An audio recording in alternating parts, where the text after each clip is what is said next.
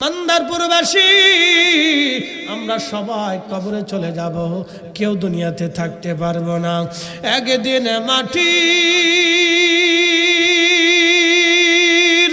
ভিতরে হবে ঘরে, মন আমার কেন বান্ধ দালান ঘর, মন আমার কেন বান্ধ দালান ঘর। মন্দারপুরবাসী ভালো করে শুনে যাবেন, ওই কবরে আপনিও চলে যাবেন, আমিও চলে যাব, এই কবরে চলে যাব আমি আর আপনি। উম্মতে মারহুমা কি আপনাদেরকে বুঝাই দিয়ে যাই।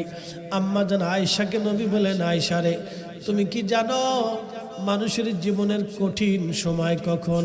বলে আল্লাহু রাসূলুহু আলাম, আল্লাহ জানে এবং তার নবী জানে। তখন নবীজি ডাক দে বলেন, আয়েশা রে যখন মরহুম মানুষটাকে যখন গোসলের জন্য পানি গরম করা হয়, পানি কেন গরম করা হয় জানেননি? আহা, কেন পানি গরম করা হয়? গরম পানি দিয়ে কেন গোসল দেওয়া হয়? ঠান্ডা পানি দিয়ে তো হতো, কেন পানি গরম করা হয়? ও বন্ধু খুব মনোযোগ দিবেন। নবীজি বলেন, আয়েশা রে পানি গরম করা হয় যখন তার গোসলের দিকে নেওয়া হয়, তখন এই রুহটা চিৎকার মেরে মেরে কাঁদে, কারণ মৃত্যুর যন্ত্রণা এত কঠিন, ভয়াবহ এমন যন্ত্রণা বড় কঠিন। আপনাদেরকে বলে দিয়ে যাই, আখা মানুষের শরীরের ভিতরে যদি একটা কাঁটা বিঁধে যায়, বড় মস্ত বড় একটা কাঁটা যদি শরীরের ভিতরে বিঁধে যায়, অথবা আমাদের শরীরের ভিতরে যদি এমন কোনো জিনিস লোহা করে ঢুকে গেল, যেই লোহাটা এই পাশ দিয়ে ঢুকে এই পাশে বের হয়ে গেল, আচ্ছা বলেন তো ওই লোহাটা যদি ডাক্তাররা টেনে টেনে জিন্দা অবস্থায় টেনে হিসড়ে বের করে নিয়ে আসে, তার জীবনে যেমন ব্যথা লাগবে, যন্ত্রণা লাগবে। আল্লাহ রসুল ডাক দেয়া বলেন, আমার উম্মতেরা রে মৃত্যুটা এত ভয়াবহ, মৃত্যু এত কঠিন। একটা উট জিন্দা অবস্থায় চামড়া ছিলানো হলো, ওই উটটাকে জবাই দেওয়া হলো না, কিন্তু জীবন্ত তার চামড়া ছিলানো হলো। ওই উটের যেমন যন্ত্রণা হবে, 100 বার উটের চামড়া ছিলাইলে উটের যত বড় যন্ত্রণা হবে, মৃত্যুর যন্ত্রণা তার চাইতেও বড় ভয়াবহ। মৃত্যুর যন্ত্রণা তার থেকেও বড় কঠিন। এই জন্য দেখবেন যারা পাপিষ্ঠ, মৃত্যুর সময় তাদের জিহ্বা বের হয়ে আসে, তাদের চোখগুলি বড় বড় হয়ে যায়, ভয়ানক হয়ে যায়, চেহারা বিকট আকার ধারণ করে। আহারে, কারো পায়খানার রাস্তা দিয়ে পায়খানা বের হয়ে আসে, কারো পেশাবের রাস্তা দিয়ে পেশাব পর্যন্ত বের হয়ে যায়। যারা পাপিষ্ঠ তাদের মৃত্যু বড় কঠিন ভাবে হয়, বড় ভয়াবহ আযাবের সাথে মৃত্যুটা হয়। রুহুটা যখন বের করে নিয়ে আসতে চায়, তখন রুহুটা প্রত্যেক বডির শরীরের যেখানে সেখানে খুশি পালায়। রুহুটা আঙ্গুলের মাথায় এসে পালায়, আজরাইল ওইখান থেকে ধরতে যায়, সে দৌড়ায় আসে, আবার শরীরের মাথার ভিতরে সে পালায়, ওখান থেকে দৌড়াইয়া বডির ভিতরে যায়। তখন এই মৃত্যুটা ছটফট ছটফট করতে থাকে, পাগলপাড়া হয়ে যায়, একবারে পেরেশান হয়ে যায়, অসুস্থ হয়ে যায়, একবারে কঠিন অবস্থা হয়ে যায়। আহা, কিন্তু ইমানদারের যখন মৃত্যু হয়, তখন ইমানদার হাসতে হাসতে হাসতে হাসতে চলে যায়।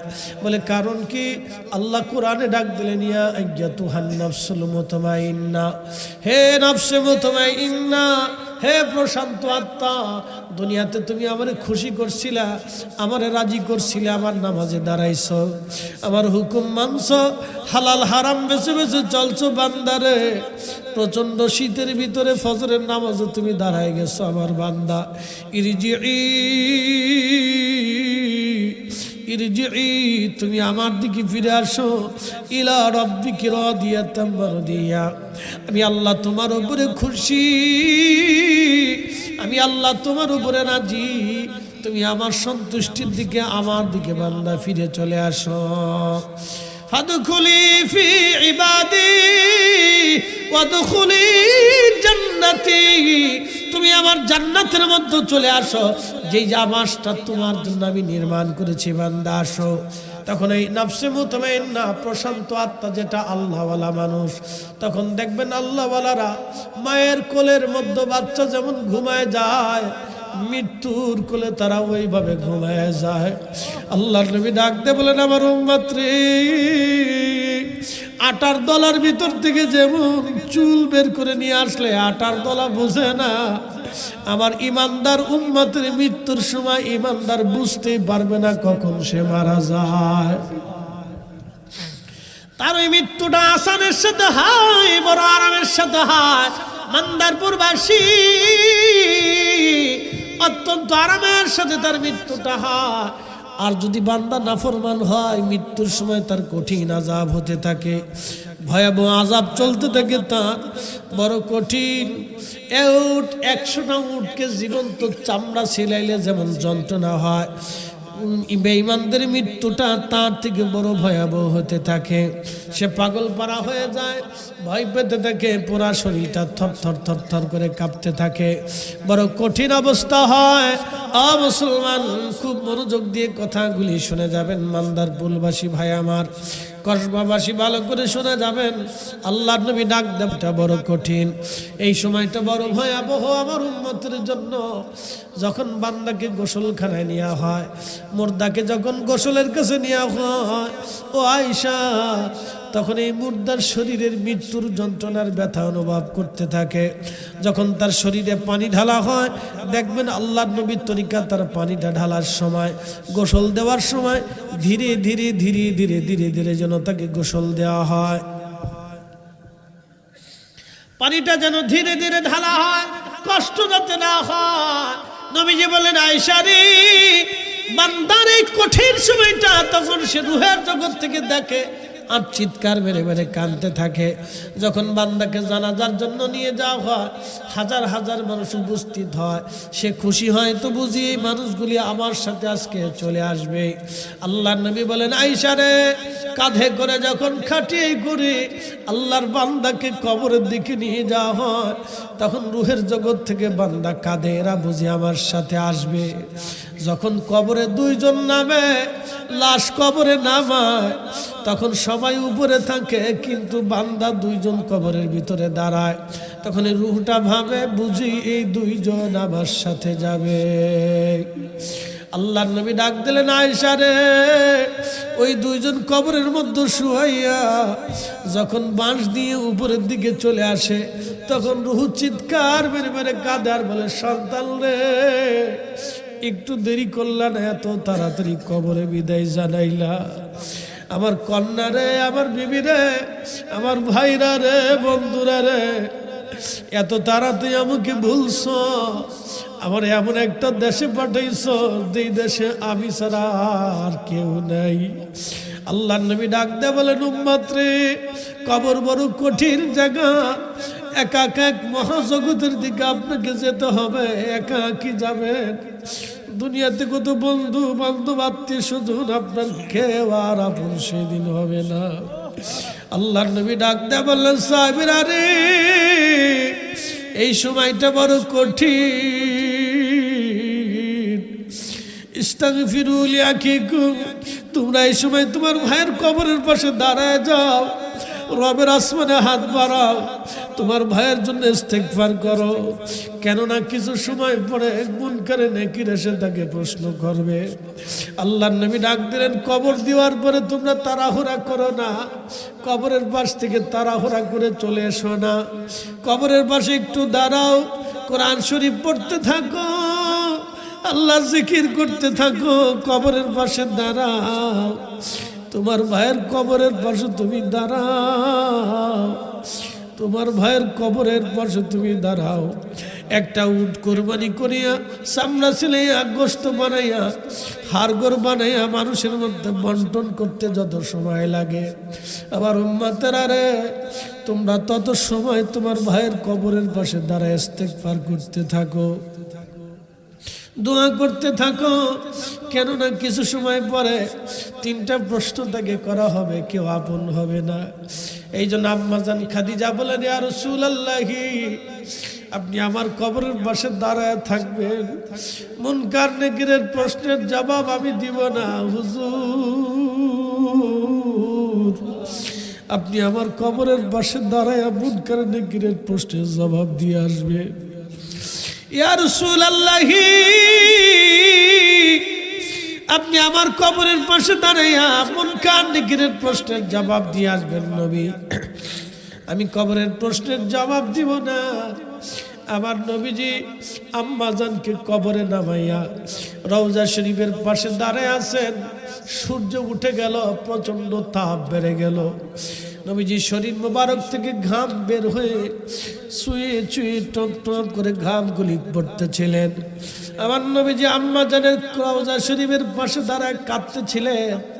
সেই স্মৃতিগুলি, সংসারের স্মৃতিগুলি, দুঃখের এবং সুখের স্মৃতিগুলি মনে করে নবী কাঁদতেছিলেন। একজন সাহাবী পিছন থেকে ডাক দিয়েছে, হুজুর আপনি আসেন, হুজুর আপনি আসেন, আপনি না গেলে মুনকার নাকির আসবে না। সওয়াল জবাবের জন্য আপনি না গেলে মুনকার নাকির আসবে না। ইয়া রাসূলুল্লাহ আপনি আসেন। নবীজি ডাক দিয়ে বলেন, সাহাবীরা রে, তোমরা চলে যাও, আমি যেতে পারবো না। আমার খাদিজার সাথে আমার ওয়াদা, আমি আমার খাদিজার প্রশ্নের জবাব না দিয়ে আমি যেতে পারবো না রে সাহাবীরা। এই সময় আল্লাহ জিব্রাইলকে বলে, জিব্রাইল যাও, আমার বন্ধুরে যায় সালাম দাও। আমার খাদিজার প্রশ্নের জবাব আমার বন্ধুকে দিতে হবে না, আমি আল্লাহ নিজে তার প্রশ্নের জবাব দিয়ে দিছি। আল্লাহ চ্যালেঞ্জ করলেন, আমার বান্দা মাপ চাইতে দেরি হবে, মাপ করতে দেরি করব না। এই জন্য আমাদের কাজ হলো বেশি বেশি করে দোয়া করা। রাব্বানা যালামনা আনফুসানা ওয়া ইল্লাম তাগফির লানা ওয়া তারহামনা লানাকুনান্না মিনাল খাসিরিন। যেই শব্দমালা দিয়ে আদম সফিউল্লাহ আল্লাহর কাছে দোয়া করতেন, এই শব্দমালার থেকে সুন্দর শব্দমালা আর কি হতে পারে? যে শব্দমালাগুলি কোরআনে আল্লাহ শিক্ষা দিয়ে গেলেন। রব্বানা, আমাদের রব, যালামনা, আমরা আমাদের নফসের সাথে জুলুম করে ফেলছি, ওয়া ইল্লাম তাগফির লানা ওয়া তারহামনা লানাকুনান্না মিনাল খাসিরিন। আল্লাহ আপনি রহম করেন, আমাকে মাফ করে দেন, আপনি আমার জীবনের গুনাহগুলি ক্ষমা করে দেন, আমার ভুল ত্রুটি আপনি আমারে মাফ করে দেন। এই দোয়া করতে দেরি হবে। আল্লাহ ওয়াদা করলেন, আমি আমার বান্দাকে মাফ করতে দেরি করব না। একবার জোরে বলা যাবে কি আল্লাহু আকবার। এখন আমাদের দেশ থেকে যারা দোয়া বন্ধ করতেছে, দোয়া উঠানোর জন্য যারা উঠে পড়ে লাগছে, তাহলে বোঝা গেল তারাও শয়তানের এজেন্ডা বাস্তবায়নের জন্য তারা চেষ্টা করতেছে। আমরা সুন্নিরা জিন্দা থাকতে হতে দিতে পারি না। কথা বলেন ঠিক কিনা? আল্লাহ বলেন, শয়তান তিনটা চাইলি তিনটাই দিলাম, কি করতে চাস? বলে, আল্লাহ তোর ইজ্জত ও জালালের কসম করে বলতেছি, তোমার একটা বান্দা জান্নাতে ঢুকতে দেব না। আল্লাহ তখন ধমক দিয়ে বলেন, এ শয়তান তুই শুনে রাখ, আমি আল্লাহ আমার ইজ্জত ও জালালের কসম করে বলতেছি, তুই আমার বান্দাকে গুনাহ করাবি, আর আমার বান্দা গুনাহ করলো কিন্তু আমার কাছে তওবা করতে দেরি হবে, মাফ চাইতে দেরি হবে, আমি আল্লাহ আমার বান্দাকে মাফ করতে দেরি করব না। চিৎকার মেরে বলেন আল্লাহু আকবার। কখনো তোমাকে যদি ভুলি, হেদায়েতের আলো জেনে নিয় কাছে তুলি, কখনো তোমাকে যদি ভুলি, হেদায়েতের আলো জেনে নিয় কাছে তুলি, ঠাই দিও প্রিয়তম ওগো মহিয়ান, তুমি রহমান, তুমি মেহেরবান। আল্লাযী খালাকাল মাউতা ওয়াল হায়াতা লিয়াবলুয়াকুম আইয়ুকুম আহসানু আমালা।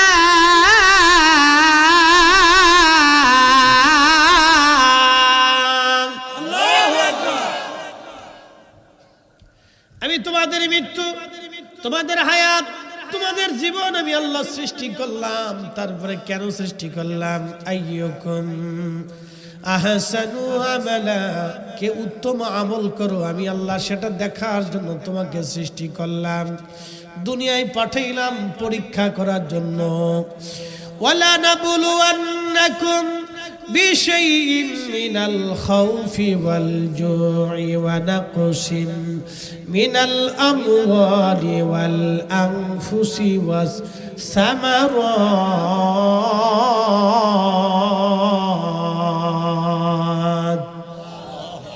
আল্লাহ ডাক দিলেন আমি তোমাকে পরীক্ষা করব, ভয় দিয়ে, দুর্ভিক্ষ দিয়ে, জীবন কেড়ে নিয়ে, শস্য শ্যামল নষ্ট করে দিয়ে, ব্যবসায় লাশ দিয়ে, জীবন কেড়ে নিয়ে, অ্যাক্সিডেন্ট দুর্ঘটনা দিয়ে, দুর্ভিক্ষ দিয়া, ভূমিকম্প দিয়ে, আমি আল্লাহ টর্নেডো দিয়ে তোমাদেরকে পরীক্ষা করব। হুজুর বলে দেন এই কঠিন সময়ে আমি আল্লাহর উপরে যারা সবর করবে, ওয়াবাশশিরিস সাবিরিন,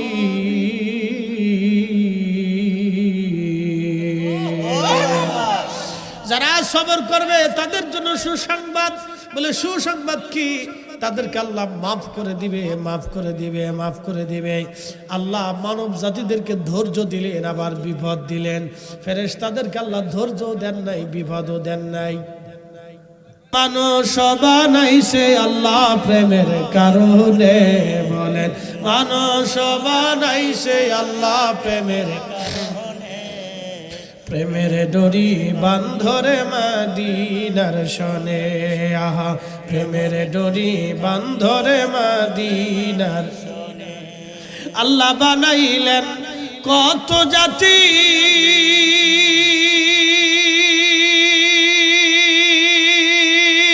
হইল না তোর প্রেম প্রীতি,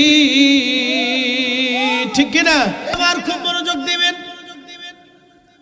রব্বুল আলামিন মহাগ্রন্থ পবিত্র কোরআনে বলেন আল্লাযী খালাকাল মাউতা ওয়াল হায়াতা লিয়াবলুয়াকুম আইয়ুকুম আহসানু আমালা।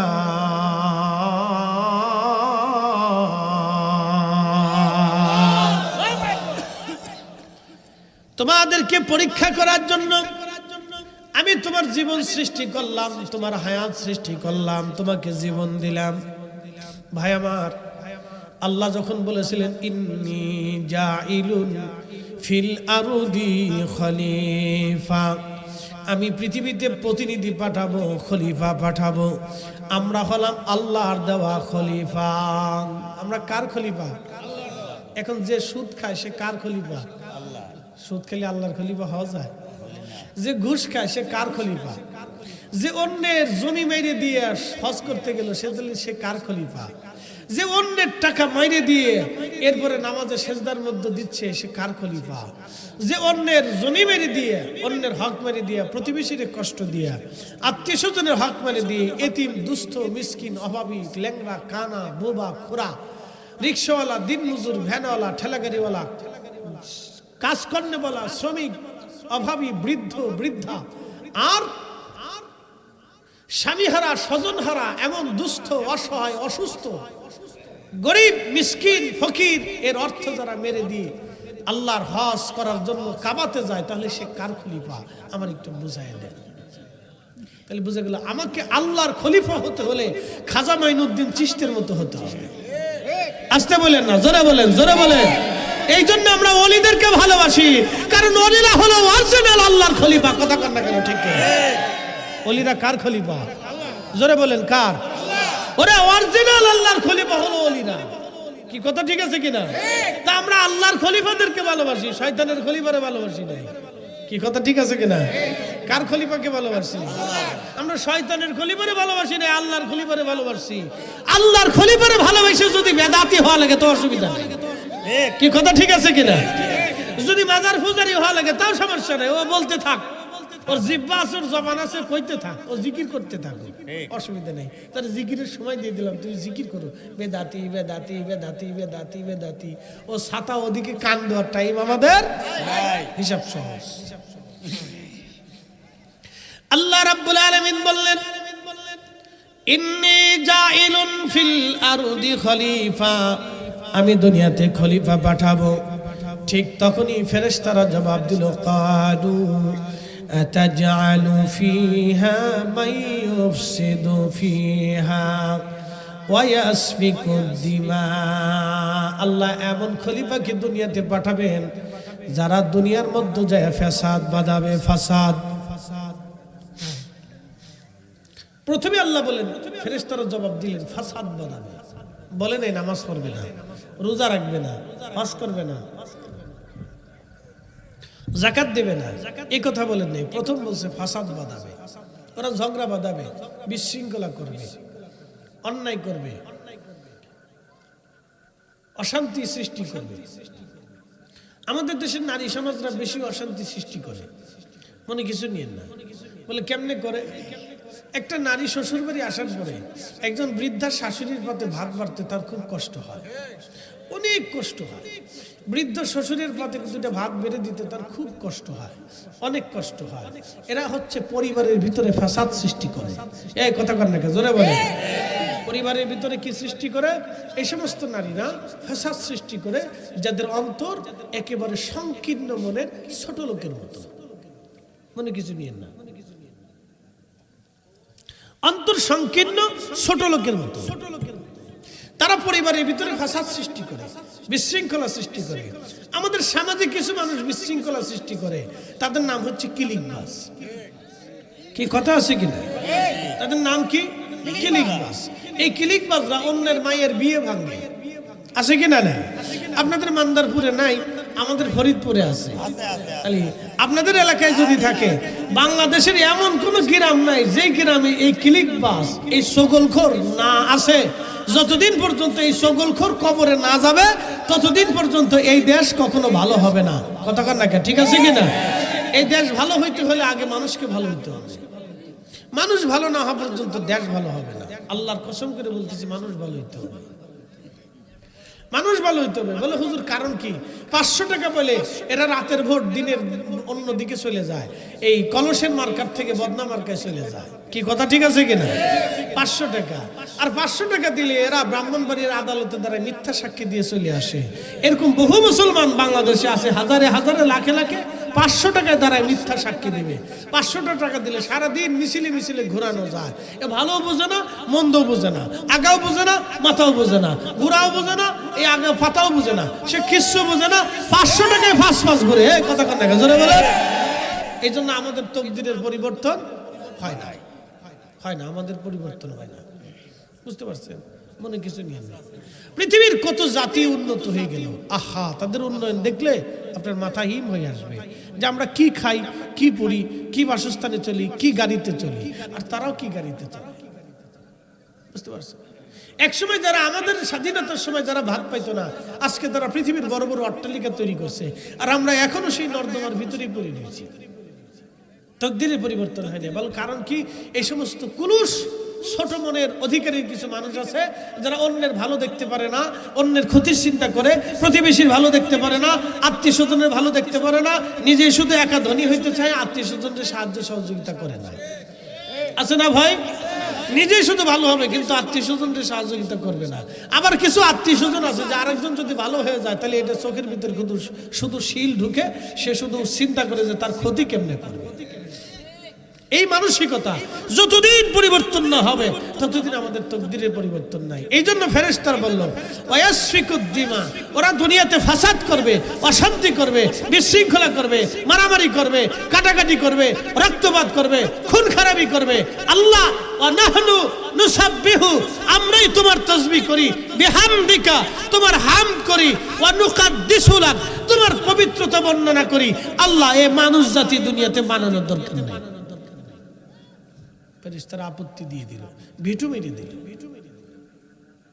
আল্লাহ জবাব দিলেন, ক্বালা ইন্নী আ'লামু মা লা তা'লামুন,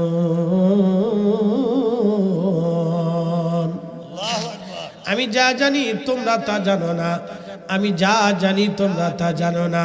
এক নাম্বার ফেরেশতারা কি জানতো না? আল্লাহর এই মানুষের সাথে আল্লাহর প্রেম হবে, ফেরেশতারা জানতো না। এই মানুষের ভিতরে আখিরি নবী আসবে, ফেরেশতারা জানতো না। এই মানুষকে আল্লাহ শ্রেষ্ঠত্ব দিবে, ফেরেশতারা জানতো না। এই মানুষের ভিতরে অসংখ্য নবী আসবে, ফেরেশতারা জানতো না। এই মানুষের ভিতরে অসংখ্য ওলির জন্ম হবে, ফেরেশতারা জানতো না। এই মানুষের ভিতরে আখিরি নবীর অনেক মর্যাদা হবে, ফেরেশতারা জানতো না। এই মানুষের ভিতরে আখিরি নবীর উম্মতের সাথে আল্লাহ প্রেম করবে, এটা ফেরেশতারা জানতো না। একবার জোরে বলা যাবে কি মারহাবা? মানুষ বানাইছে আল্লাহ প্রেমের কারণে, বলেন মানুষ বানাইছে আল্লাহ প্রেমের কারণে। প্রেমের ডোরি বান্ধরে মদিনার শনে, আহা প্রেমের ডোরি বান্ধরে মদিনার শনে। আল্লাহ বানাইলেন কত জাতি,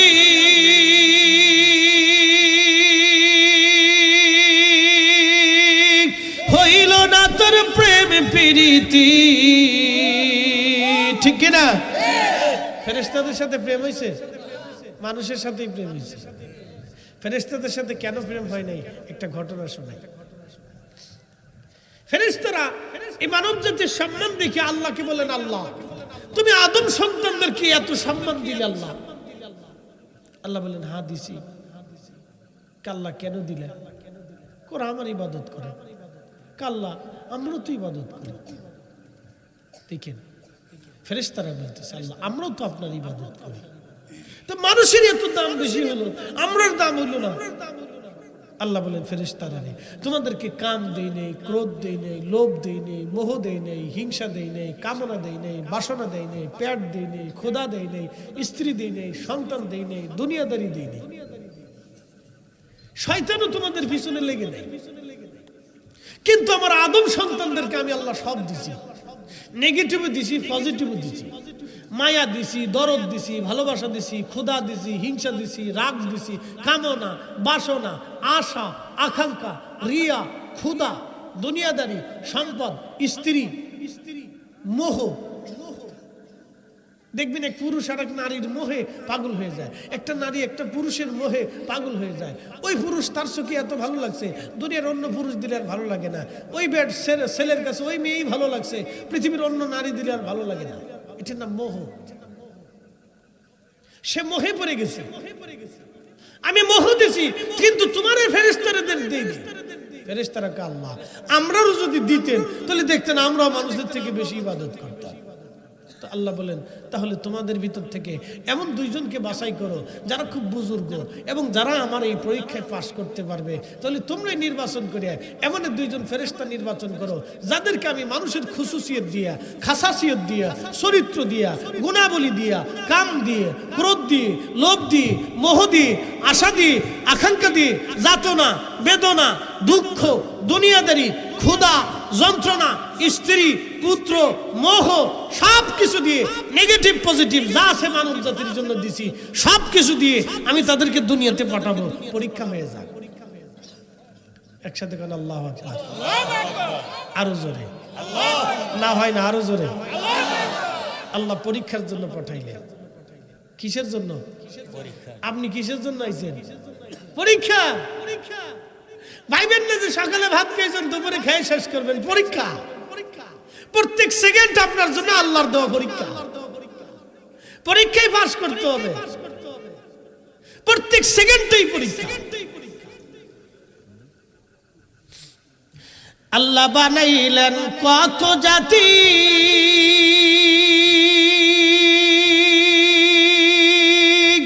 হইল না তোর প্রেম প্রীতি, অবশেষে মানুষ বানায় প্রেমের কারণে।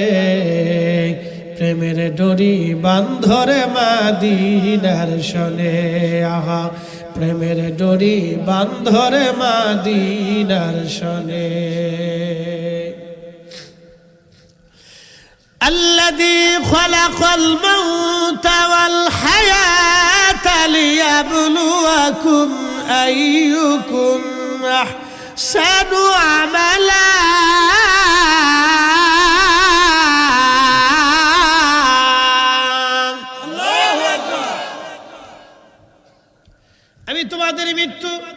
তোমাদের হায়াত, তোমাদের জীবন আমি আল্লাহ সৃষ্টি করলাম। তারপরে কেন সৃষ্টি করলাম?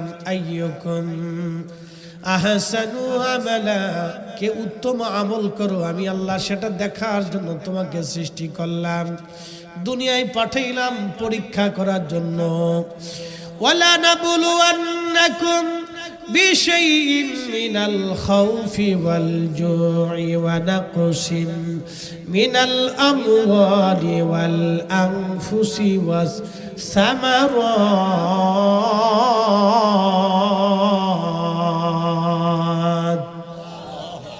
আল্লাহ ডাক দিলেন আমি তোমাকে পরীক্ষা করব, ভয় দিয়ে, দুর্ভিক্ষ দিয়ে, জীবন কেড়ে নিয়ে, শস্য শ্যামল নষ্ট করে দিয়ে, ব্যবসায় লাশ দিয়ে, জীবন কেড়ে নিয়ে, অ্যাক্সিডেন্ট দুর্ঘটনা দিয়ে, দুর্ভিক্ষ দিয়া, ভূমিকম্প দিয়ে, আমি আল্লাহ টর্নেডো দিয়ে তোমাদেরকে পরীক্ষা করব। হুজুর বলে দেন এই কঠিন সময়ে আমি আল্লাহর উপরে যারা সবর করবে, ওয়াবাশশিরিস সাবিরিন,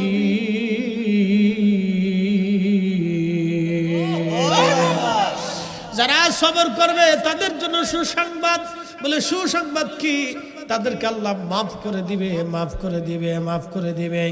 আল্লাহ মানব জাতিদেরকে ধৈর্য দিলেন, আবার বিপদ দিলেন। ফেরেশতাদেরকে আল্লাহ ধৈর্য দেন নাই, বিপদও দেন নাই। না, তাদের কোনো বিপদ নাই, এই জন্য ধৈর্যের প্রয়োজন নেই, তাদের কোনো বিপদ নেই। মানুষদেরকে আল্লাহ বিপদ দিলেন, অসুস্থতা দিলেন, ফেরেশতাদেরকে অসুস্থতা দেন নাই, এই জন্য তারা কখনো অসুস্থ হয় না। ফেরেশতাদেরকে আল্লাহ বেদনা দেয় নাই, এই জন্য তারা কখনো কান্নাকাটি করে না, দুঃখে কাঁদে না, আল্লাহর ভয়ে কাঁদে। তাদের অন্তরে আল্লাহ ভয় সৃষ্টি করে দিলেন, পজিটিভ দিয়েছেন কিন্তু নেগেটিভ দেন না। ফেরেশতাদের অন্তরে আল্লাহ পজিটিভ দিয়েছেন কিন্তু নেগেটিভ দেন না। একসাথে বলবেন আল্লাহু আকবার। কি দিছে? পজিটিভ, কিন্তু নেগেটিভ দেয় নাই। মানুষদেরকে আল্লাহ নেগেটিভও দিছে, পজিটিভও দিছে। এরপরে দুনিয়াতে ছেড়ে দিয়ে আবার পিছনে আরেকটা শয়তান আসছে।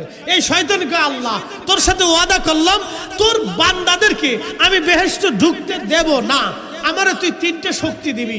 এক নম্বর, তাম দুনিয়ায় তাসাররুফ করবো, 1 সেকেন্ডে শক্তি দিয়ে দে। আল্লাহকে দিলাম। শয়তান কিন্তু তাম সৃষ্টি ঘুরে আসতে 1 সেকেন্ড লাগে। একসাথে বলবেন আল্লাহু আকবার। কয় সেকেন্ড? না, জোরে বলেন, আরো জোরে বলেন। তাহলে আমার রাসূলের কয় সেকেন্ড লাগে বলেন? তো শয়তানের শক্তি বেশি না নবুয়তের শক্তি বেশি? হ্যাঁ, তো যারা বলতেছে নবী দেখে না, শোনে না, জানে না, ওরা কারা? হ্যাঁ, না আসতে কর না, জোরে বলেন, ওরা কারা? ওরা কারা? তো আমার মতো দাড়িওয়ালা, আমার মতো জুব্বাওয়ালা, আমার মতো টুপিওয়ালা, ওরা শয়তানের সক্ষমতা মানে কিন্তু নবুয়তের শক্তি মানে না। অথচ আল্লাহ বলেন আল্লাযীনা আমানু, আল্লাহ রাব্বুল আলামিন বলেন আমানু বিল্লাহ, আমার উপরে ঈমান আনো, ওয়া রাসূলিহি, আমার রাসূলের উপরে ঈমান আনো। আপনাকে ছোট্ট করে বুঝাই, আমার সাবজেক্ট এটা না, আমি মূল সাবজেক্টে চলে যাচ্ছি। সামথিং একটু থোড়া থোড়া ধাক্কা না দিলে আপনি বুঝবেন না সুন্নিয়ত কি জিনিস। কি কথা ঠিক আছে কিনা? এই জন্য একটু সোয়া দিলাম আর কি, লারা দিলাম, কলিং বেলে সিপ দিলাম। তো খুব মনোযোগ দেন, বুঝে যাবেন আপনি। শয়তান ডাক দিয়ে বলল রাব্বি আরো একটা গুণ দাও। বলে কি চাও তুমি? আল্লাহ আমাকে কিয়ামত পর্যন্ত হায়াত দাও। আল্লাহ বলেন তাও দিলাম, আর কি চাস? শয়তান বলে রাব্বি তোমার বান্দাদের রক্তের শিরার ভিতর দিয়ে ঢুকে, রক্তের শিরার ভিতর দিয়ে ঢুকে একবারে কালবের ভিতরে এসে বসে বসে বসে বসে ধোঁকা দিব, সেই শক্তি তুমি আমাকে দাও।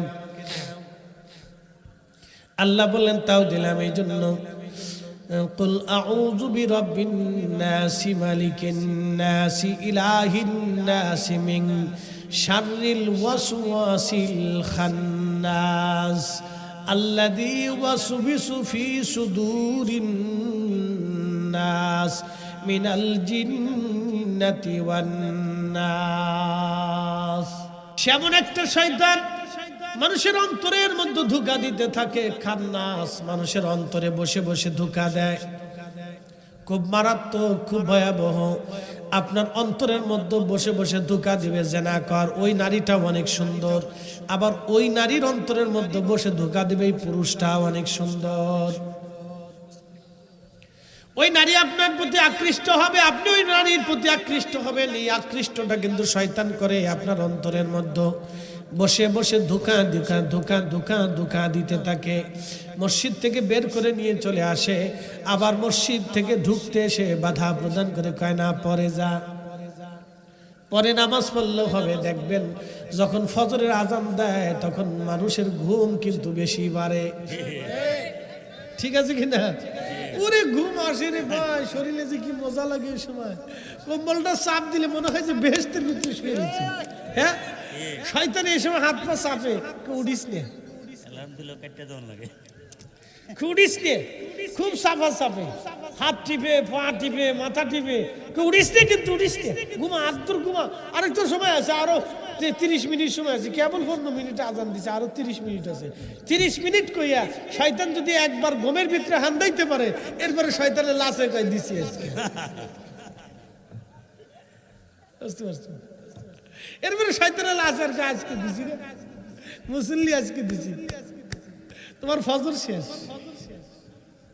শয়তানি খুশি হয়। এই জন্য এটা অন্তরের মধ্যে বসে বসে ধোঁকা দিতে থাকে। মান্দারপুরবাসী ভালো করে শুনে যাবেন, অন্তরের মধ্যে শয়তান বসে বসে বসে বসে ধোঁকা দেয়। আল্লাহ বলেন, শয়তান 3টা চাইলি 3টাই দিলাম, কি করতে চাস? বলে, আল্লাহ তোর ইজ্জত ও জালালের কসম করে বলতেছি, তোমার একটা বান্দা জান্নাতে ঢুকতে দেব না। আল্লাহ তখন ধমক দিয়ে বলেন, এ শয়তান তুই শুনে রাখ, আমি আল্লাহ আমার ইজ্জত ও জালালের কসম করে বলতেছি, তুই আমার বান্দাকে গুনাহ করাবি, আর আমার বান্দা গুনাহ করলো কিন্তু আমার কাছে তওবা করতে দেরি হবে, মাফ চাইতে দেরি হবে, আমি আল্লাহ আমার বান্দাকে মাফ করতে দেরি করব না। চিৎকার মেরে বলেন আল্লাহু আকবার। কখনো তোমাকে যদি ভুলি, হেদায়েতের আলো জেনে নিয় কাছে তুলি, কখনো তোমাকে যদি ভুলি, হেদায়েতের আলো জেনে নিয় কাছে তুলি, ঠাই দিও প্রিয়তম ওগো মহিয়ান, তুমি রহমান, তুমি মেহেরবান। অন্ধ গাহে না শুধু তোমারি গুণগান, অন্ধ গাহে না শুধু তোমারি গুণগান, বুঝেও বুঝে না তবু শান, তুমি রহমান, তুমি মেহেরবান। আল্লাহুম্মা সাল্লি আলা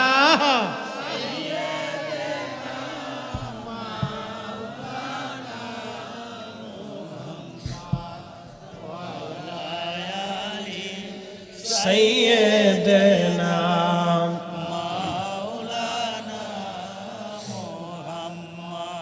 মান্দারপুরবাসী ভালো করে শুনে যাবেন, আল্লাহ চ্যালেঞ্জ করলেন, আমার বান্দা মাফ চাইতে দেরি হবে, মাফ করতে দেরি করব না।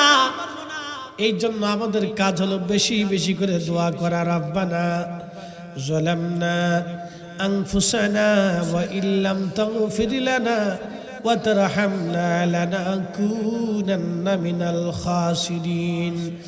যেই শব্দমালা দিয়ে আদম সফিউল্লাহ আল্লাহর কাছে দোয়া করতেন, এই শব্দমালার থেকে সুন্দর শব্দমালা আর কি হতে পারে? যে শব্দমালাগুলি কোরআনে আল্লাহ শিক্ষা দিয়ে গেলেন। রব্বানা, আমাদের রব, যালামনা, আমরা আমাদের নফসের সাথে জুলুম করে ফেলছি, ওয়া ইল্লাম তাগফির লানা, ওয়া তারহামনা লানাকুনান্না মিনাল খাসিরিন। আল্লাহ আপনি রহম করেন, আমাকে মাফ করে দেন, আপনি আমার জীবনের গুনাহগুলি ক্ষমা করে দেন, আমার ভুল ত্রুটি আপনি আমারে মাফ করে দেন। এই দোয়া করতে দেরি হবে, আল্লাহ ওয়াদা করলেন আমি আমার বান্দাকে মাফ করতে দেরি করব না। একবার জোরে বলা যাবে কি আল্লাহু আকবার। এখন আমাদের দেশ থেকে যারা দোয়া বন্ধ করতেছে, দোয়া উঠানোর জন্য যারা উঠে পড়ে লাগছে, তাহলে বোঝা গেল তারাও শয়তানের এজেন্ডা বাস্তবায়নের জন্য তারা চেষ্টা করতেছে। আমরা সুন্নিরা জিন্দা থাকতে হতে দিতে পারি না, কথা বলেন ঠিক কিনা? হতে দেওয়া যায়, হতে দেওয়া যাবে? তারা শয়তানের এজেন্ডা বাস্তবায়নের জন্য আসছে। যদি বলে হুজুর আপনার মতো দাড়িওয়ালা, তাও শয়তানের এজেন্ডায় আসছে। যদি বলেন আপনার মতো শায়েখালা, ও তাও শয়তানের এজেন্ডায় আসছে।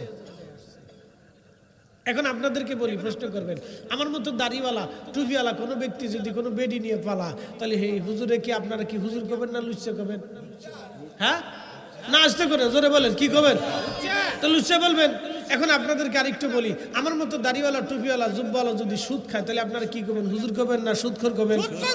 আমার মতো দাড়িওয়ালা টুপিওয়ালা যদি ঘুষ খায়, তাহলে আপনারা কি বলবেন? ঘুষখোর।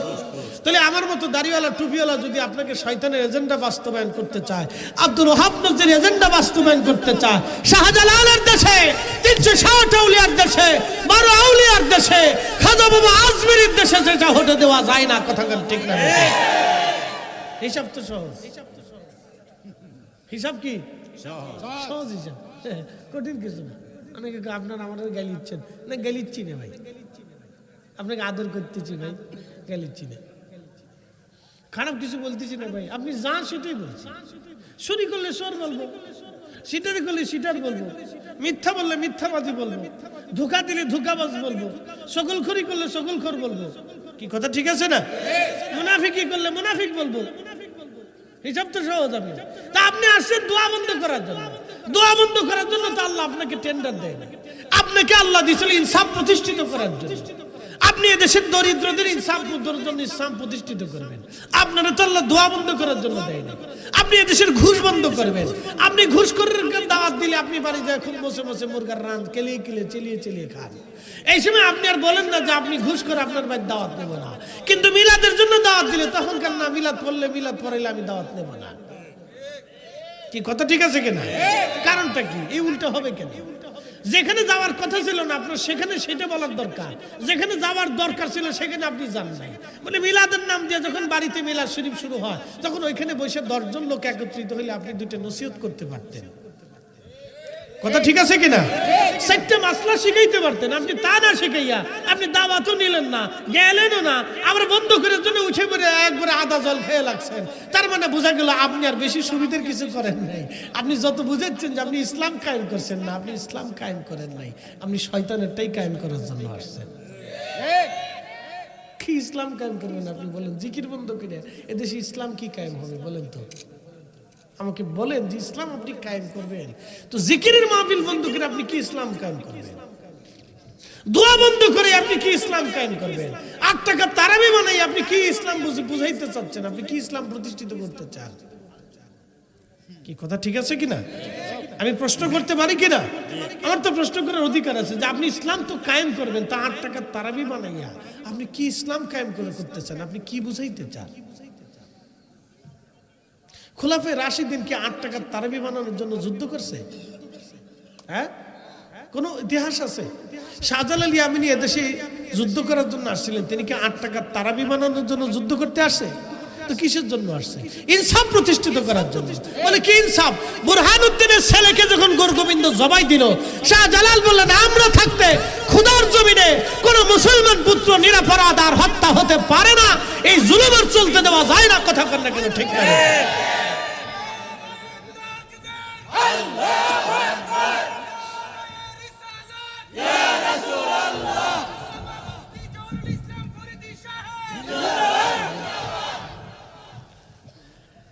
প্রিয় উপস্থিতি হাজিরিন, খুব মনোযোগ দিয়ে কথাগুলি শুনবেন ভাই আমার। আমি আমার মূল আলোচনায় ফিরে যাই। বন্ধু আমার, আল্লাহ রাব্বুল আলামিন ফেরেশতাদেরকে বলেন, ফেরেশতারা 2 জনকে নির্বাচন করো, যারা যাবে দুনিয়াতে তাদেরকে আমি পরীক্ষা করব। ফেরেশতারা বলবো আল্লাহ তারা হারুত আর মারুতকে আমরা পাঠাইলাম, ওরা বুজুর্গ ফেরেশতা। কি ফেরেশতা? বুজুর্গ। হারুত আর মারুতকে পাঠাইলাম, ওরা বুজুর্গ ফেরেশতা। হারুত আর মারুতকে আল্লাহ দুনিয়াতে পাঠাইলেন, নূরের তৈরি ফেরেশতা। আল্লাহ তাদেরকে মানুষের গুণাবলী দিলেন। দেখে যান, যারা বলে নবী নূরের তৈরি না, মাটির মানুষের ভিতরে নূরের নবীকে আল্লাহ কেমনে পাঠাইলেন, তাদের প্রশ্ন কেমনে পাঠাইলেন এটা হতেই পারে না। তাদেরকে বলবো ভাই আমার, তাহলে বলে যান হারুত আর মারুত তো নূরের তৈরি ফেরেশতা ছিল, তাহলে নূরের তৈরি ফেরেশতার ভিতরে মানুষের গুণাবলী দিল কে? নূরের তৈরি ফেরেশতার মধ্যে মানুষের গুণাবলী যে রব দিতে পারে সেই আল্লাহ মানুষের ভিতরে আমার নূরের নবীকে আল্লাহ দুনিয়াতে পাঠাইতে পারে মানুষের গুণাবলী দিয়া। কি কথা কন না কেন? বুঝতে কি কোনো অসুবিধা হচ্ছে? এগুলো হচ্ছে যুক্তির বিপরীতে যুক্তি, মনে রাখেন। এটা না বুঝেই দিয়ে গেলে আপনি বুঝবেন না। হারুত মারুত দুজন ফেরেশতা নূরের তৈরি, তাদেরকে মানুষের গুণাবলী দিয়া, মানুষের আকৃতি দিয়া সেম মানুষ করেই আল্লাহ দুনিয়াতে পাঠাইলেন। যেমনি সুবহানাল্লাহ করতেছেন মনে আপনারা পাঠাইতে পারবেন। একসাথে জোরে বলেন সুবহানাল্লাহ। আচ্ছা বইবো অসুবিধা নেই, বইবো। অনেকে নিচে ঠান্ডা ছিল, ওটা গরম হয়েছে তো লাড়াচাড়া দিলে আবার ওটা ঠান্ডা হয়ে যায়। যেমন এমনি থাক আর কদ্দূর থাক ইনশাল্লাহ। অনেকে দাঁড়ায় শুনতে মজা পায়, কারণ নিচে বইতে পারে না, অনেকের গিরে ব্যথা, বিভিন্ন জায়গায় জয়েন্টে পয়েন্টে ব্যথা থাকতে পারে। তো এই জন্য অসুবিধা থাকতে পারে, এই জন্য আমি আর জোর করবো না। তো বসে আরাম করে শুনুক, কেউ যদি দাঁড়ায় শুনে তাও শুনুক, কেউ যদি শুয়ে শুনবার চায় আমি বলছি আপনি সামনে এসে শটাং হয়ে শুয়ে পড়েন, অসুবিধা নেই। আমার এখানে কোনো নিষেধ নেই, তো আপনি শুনেন। যদি কোন হুজুর শুয়ে শুনবো তো অসুবিধা, সামনে জায়গা আছে চলে আসে, একবার শটাং হয়ে যান, অসুবিধা নেই। আপনি শুয়ে শুনে হুজুর আমি বাসের উপরে শুনবো তাও শুনেন, যদি উঠতে চান তো উপরে উঠেন, অসুবিধা নেই। উঠতে শুনেন তো, শুনবেন তো, কই যাবেন? শোনা ছাড়া রাস্তা না, শুনতে হবে। তো যা হোক ইনশাল্লাহ অসুবিধা নেই, যে যেমনি আছে এইভাবে শুনুক। বসার জায়গা আছে ভিতরে এসে ইনশাল্লাহ বসে পড়ি। একসাথে জোরে বলি না আল্লাহু আকবার। খুব মনোযোগ দিবেন। হারুত আর মারুত দুইজনকে নূরের তৈরি ফেরেশতাকে মানুষের গুণাবলী দিয়ে, মানুষের চরিত্র দিয়ে, মানুষের গুণ দিয়ে, মানুষের আকৃতি দিয়ে আল্লাহ এই দুইজনকে দুনিয়ার মধ্যে পাঠিয়ে দিলেন। এই দুইজন দুনিয়ার মধ্যে আসলো। দুনিয়ার ভিতরে আসার পরে এই দুইজন জোহরা নামক এক সুন্দরী মহিলার প্রেমে পাগল হয়ে গেল। ওই যে বলছিলাম মোহ, এই মোহ যদি কেউ ত্যাগ না করতে পারে তাহলে সে বিপদগ্রস্ত হবে। মোহ মোহ মোহ।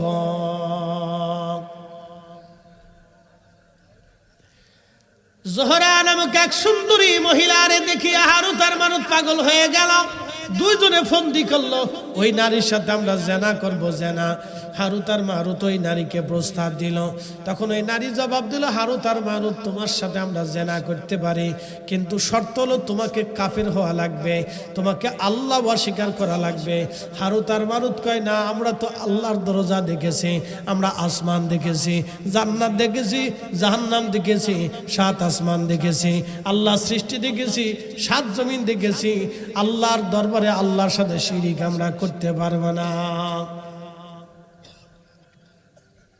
আমি গত বছর ভারতে গেছি, ওটা হচ্ছে ত্রিপুরা।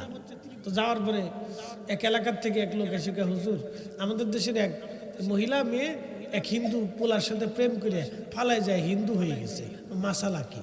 আমরা যে হিন্দু হয়ে গেলে আর মাসালার কি আছে? ও তো সরস্বতীর সামনে সেজদায় পড়ে গেছে, ও দুর্গার সামনে সেজদায় পড়ছে, কালীর সামনে সেজদায় পড়ছে, ও বহু খোদায় বিশ্বাসী হয়ে গেছে। এক খোদা বাদ দিয়ে এখন 33 খোদায় বিশ্বাসী হয়েছে। তো এখন তার সাথে কিছু করার নাই, ও মুরতাদ হয়ে গেছে, কাফের হয়ে গেছে, তার থেকে সম্পর্ক বিচ্ছিন্ন রাখতে হবে, তো কোনো করার কিছু নাই। কি কথা ঠিক আছে না ভাই? তো দেখ চিন্তা করতে পারছেন, বেডার প্রেমে পাগল হইয়া বেডি হিন্দু হয়ে গেছে, কি সুখ পাইছে, বাপরে বাপ, ওরে বাপরে বাপ, ইস কি চালাক বেডি, ইস ভালোবাসা, ভালোবাসার গোষ্ঠী গিলে। খুব মনোযোগ দিয়ে কথাগুলি শুনবেন। আমরা মুসলমান, নীতিতে মুসলমান হতে হবে, নীতিতে মুসলমান হতে হবে। কথা কন না কেন? কিসে মুসলমান হতে হবে? নীতিতে মুসলমান হতে হবে, নীতিতে। মুসলমানের বেটা যাইয়া দুর্গা পূজার সামনে এতিমের মতো দাঁড়ায় বেডি মানুষের নাচ দেখে, লজ্জা করে না? মুসলমানের ছেলে হয়ে দুর্গা পূজার সামনে যাইয়া বেডি মানুষের নাচ দেখতে হবে? আমি মুসলিম, আমি কেন দুর্গা পূজার সামনে যাব? কোন হিন্দু তো আমার কুরবানিতে এসে আমার গরু ধরে জবাই দেয় না। এই কথা কেন কেন দেয় নাকি? কারণ হিন্দু জানে ওটা মুসলমানদের উৎসব, ওখানে আমি যাব না। কথা ঠিক আছে কিনা? তাহলে আমরা মুসলমানরা হিন্দুর উৎসবে যাওয়ার দরকারটা কি? আমার বিরোধিতারও দরকার নেই, যাওয়ারও দরকার নেই। কথা ঠিক আছে না? হিন্দুরা হিন্দুর পূজা করুক, সেটা তাদের বিষয়। ওখানে যাব কেন? এই বছর দেখলাম আবার কয়েকজন হুজুরও গেছে। উরে বাপরে বাপ, যাই আবার দেখি গীতা পাঠ করতেছে। উরে বাবা, আবার দেখি চা খায়, কেলিয়ে কেলিয়ে চা খাচ্ছে, কেলিয়ে কেলিয়ে চা খায়। খা, শয়তান কোথাকা, তোর লজ্জা করা উচিত। চা খাচ্ছে কি জন্য আছে? আমরা সরস্বতী দুর্গা পূজা দেখার জন্য আসি, পাহারা দেওয়ার জন্য আসি।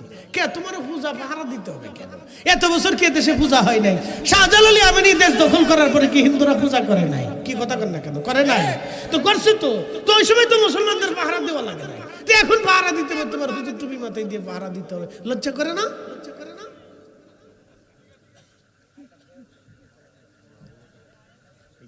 পাহারা দিতে হবে কেন? হিন্দুর কাজ হিন্দু করুক, তার ব্যক্তিগত আল্লাহ রাষ্ট্রীয়, তার স্বাধীনতা আছে, রাষ্ট্রীয় অধিকার আছে। হিন্দু পূজা করবে, তার রাষ্ট্রের অধিকার। কি কথা ঠিক আছে না? ওটা তার রাষ্ট্রের অধিকার, সে করবে, করুক। আমি সেখানে যাবো আর বাধাই দিতে যাবো?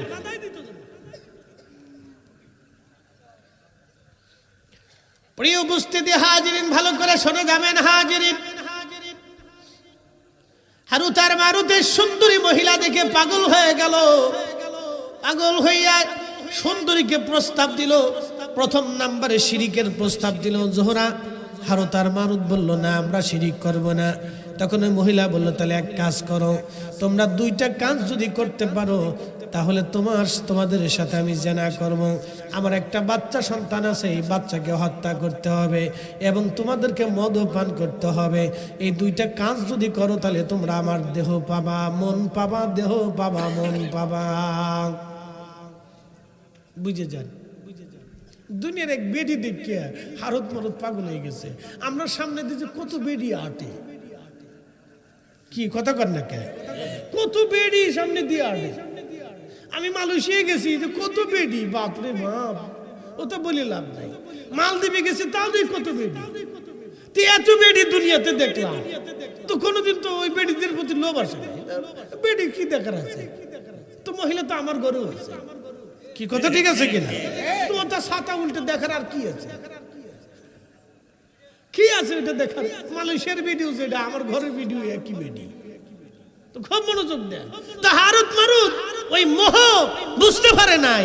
এই মোহ ত্যাগ যে করেছে সে ওলি হইতে পারে। একসাথে কোন আল্লাহু আকবার। কি হতে পারে? মোহ যখন ত্যাগ করবেন তখনই আল্লাহর সাথে আপনার প্রেম হয়ে যাবে। এটা নাম মোহ। হারুত আর মারুত মোহ ত্যাগ করতে পারে নাই। সুন্দরী বেডি দিয়ে সুন্দরও পাগল হয়ে গেছে। এরপরে মহিলার এই বাচ্চাকে হত্যা করলো, মদ পান করলো, ওই নারীর সাথে জিনা করলো। নূরের তৈরি ফেরেশতা মানুষের সাথে জিনা করলো, মদ পান করলো। তো কি বুঝলেন? নূরের তৈরি ফেরেশতাকে আল্লাহ মানুষের গুনাহবলি দিল, যার কারণে তারা মদ পান করলো, জিনা করলো এবং মানুষ হত্যা করলো। তখন আল্লাহ ডাক দিলেন, হারুত মারুত, তোমাদেরকে দুনিয়াতে পাঠিয়েছিলাম আমার ইবাদত করার জন্যে, তোমরা ইবাদত না করে জোহরা নামক সুন্দরী মহিলার প্রেমে পাগল হইয়া আমি খোদার অবাধ্য হয়ে আজকে নাফরমানি করলাম। তখন হারুত আর মারুত সেজদার মধ্যে পড়ে গেছে, আল্লাহ ভুল করে ফেলছি, অন্যায় করে ফেলছি, আল্লাহ মাফ করে দেন। আল্লাহ ডাক দিলেন, হারুত আর মারুত, তোমরা কি দুনিয়ায় শাস্তি চাও না আখিরাতের শাস্তি চাও? হারুত মারুত, আল্লাহ আমরা আখিরাতের শাস্তি সম্পর্কে জানি, এটা বড় ভয়াবহ, এর কোনোদিনও শেষ হবে না। আল্লাহ শুরু হবে, শেষ হবে না। আল্লাহ আমরা আখিরাতের শাস্তি চাই না, দুনিয়াতে আপনি আমাদের শাস্তি দিয়ে দেন। আল্লাহ ডাক দিলেন, হারুত আর মারুত, তোমরা যেহেতু হারাম খাইছো এবং জিনা করছো, নাপাকি কাজ করেছো, নাপাক খেয়েছো, আমি আল্লাহ পাক, আমি পাক ছাড়া কবুল করি না। এই জন্য যারা সুদ খায়, যারা ঘুষ খায়, তাদের দোয়া কবুল হয় না, তাদের ইবাদত কবুল হয় না, তাদের সেজদা কবুল হয় না, তাদের রোজা কবুল হয় না। যারা অর্থটা গরিব মানুষের টাকা মাইরে দিয়া, যারা অন্যের জমি মাইরে দিয়া, দোকান মাইরে দিয়া, ওই টাকা দিয়া হজে যায়, ওই হজে যায় কাবা শরীফদের যতই কান্দ কাজ হবে না। কথা ক্লিয়ার না ভেজাল আছে? একবার ক্লিয়ার। আল্লাহ পাক, আল্লাহ পাক, আল্লাহ পাক হারুতের মারুতের আল্লাহ ডাক দেখে, হারুতের মারুত আমি আল্লাহ পাক, আমি পাক ছাড়া কবুল করি না। তোমরা মদ পান করছো, হারাম খাইছো, এই জন্য তোমরা নাপাক হয়ে গেছো। আমি আল্লাহর আসমানে আর আসতে পারবা না। তোমরা জেনা করছো, এই জন্য তোমরা নাপাক হয়ে গেছো। আমি আল্লাহর আসমানে আর আসতে পারবা না। তোমরা মানুষ খুন করেছো, অনেক বড় নাফরমানি করেছো, আমি আল্লাহর আসমানে আর আসতে পারবা না। হারুত মানুষ সেজদায় পড়ে গেল, আল্লাহ মাফ করে দেন। বলে ক্ষমা হবে, শাস্তি হতে হবে। বলে আল্লাহ আখিরাতের শাস্তি চাই না, দুনিয়াতে শাস্তি দেন। বর্তমান ইরাকের কোন এক পাহাড়ের গভীরে গুহার নিচে হারুত আর মারুতকে আল্লাহ মাথা নিচু করে পা উপর করে বেঁধে রেখে শাস্তি দিচ্ছেন। কিয়ামত পর্যন্ত শাস্তি পেতে থাকবে। তারা দুনিয়ার শাস্তি পেয়েছে, কিয়ামত পর্যন্ত শাস্তি পাবে।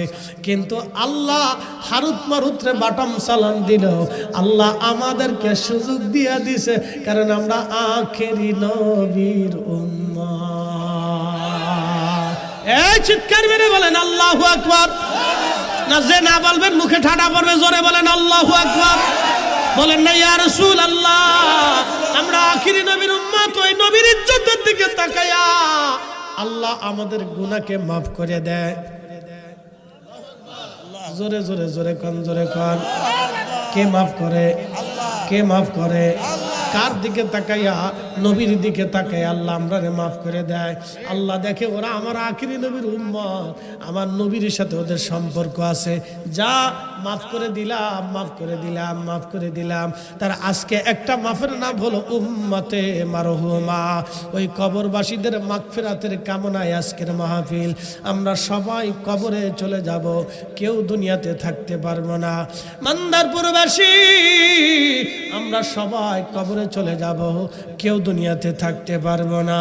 একদিন মাটির ভিতরে হবে ঘরে, মন আমার কেন বান্ধ দালান ঘর, মন আমার কেন বান্ধ দালান ঘর। আমান্দারপুরবাসী ভালো করে শুনে যাবেন, ওই কবরে আপনিও চলে যাবেন, আমিও চলে যাব। এই কবরে চলে যাব আমি আর আপনি। উম্মতে মারহুমা কি আপনাদেরকে বুঝাই দিয়ে যাই। আম্মা জান আয়েশাকে নবী বলেন, আয়েশা রে তুমি কি জানো মানুষের জীবনের কঠিন সময় কখন?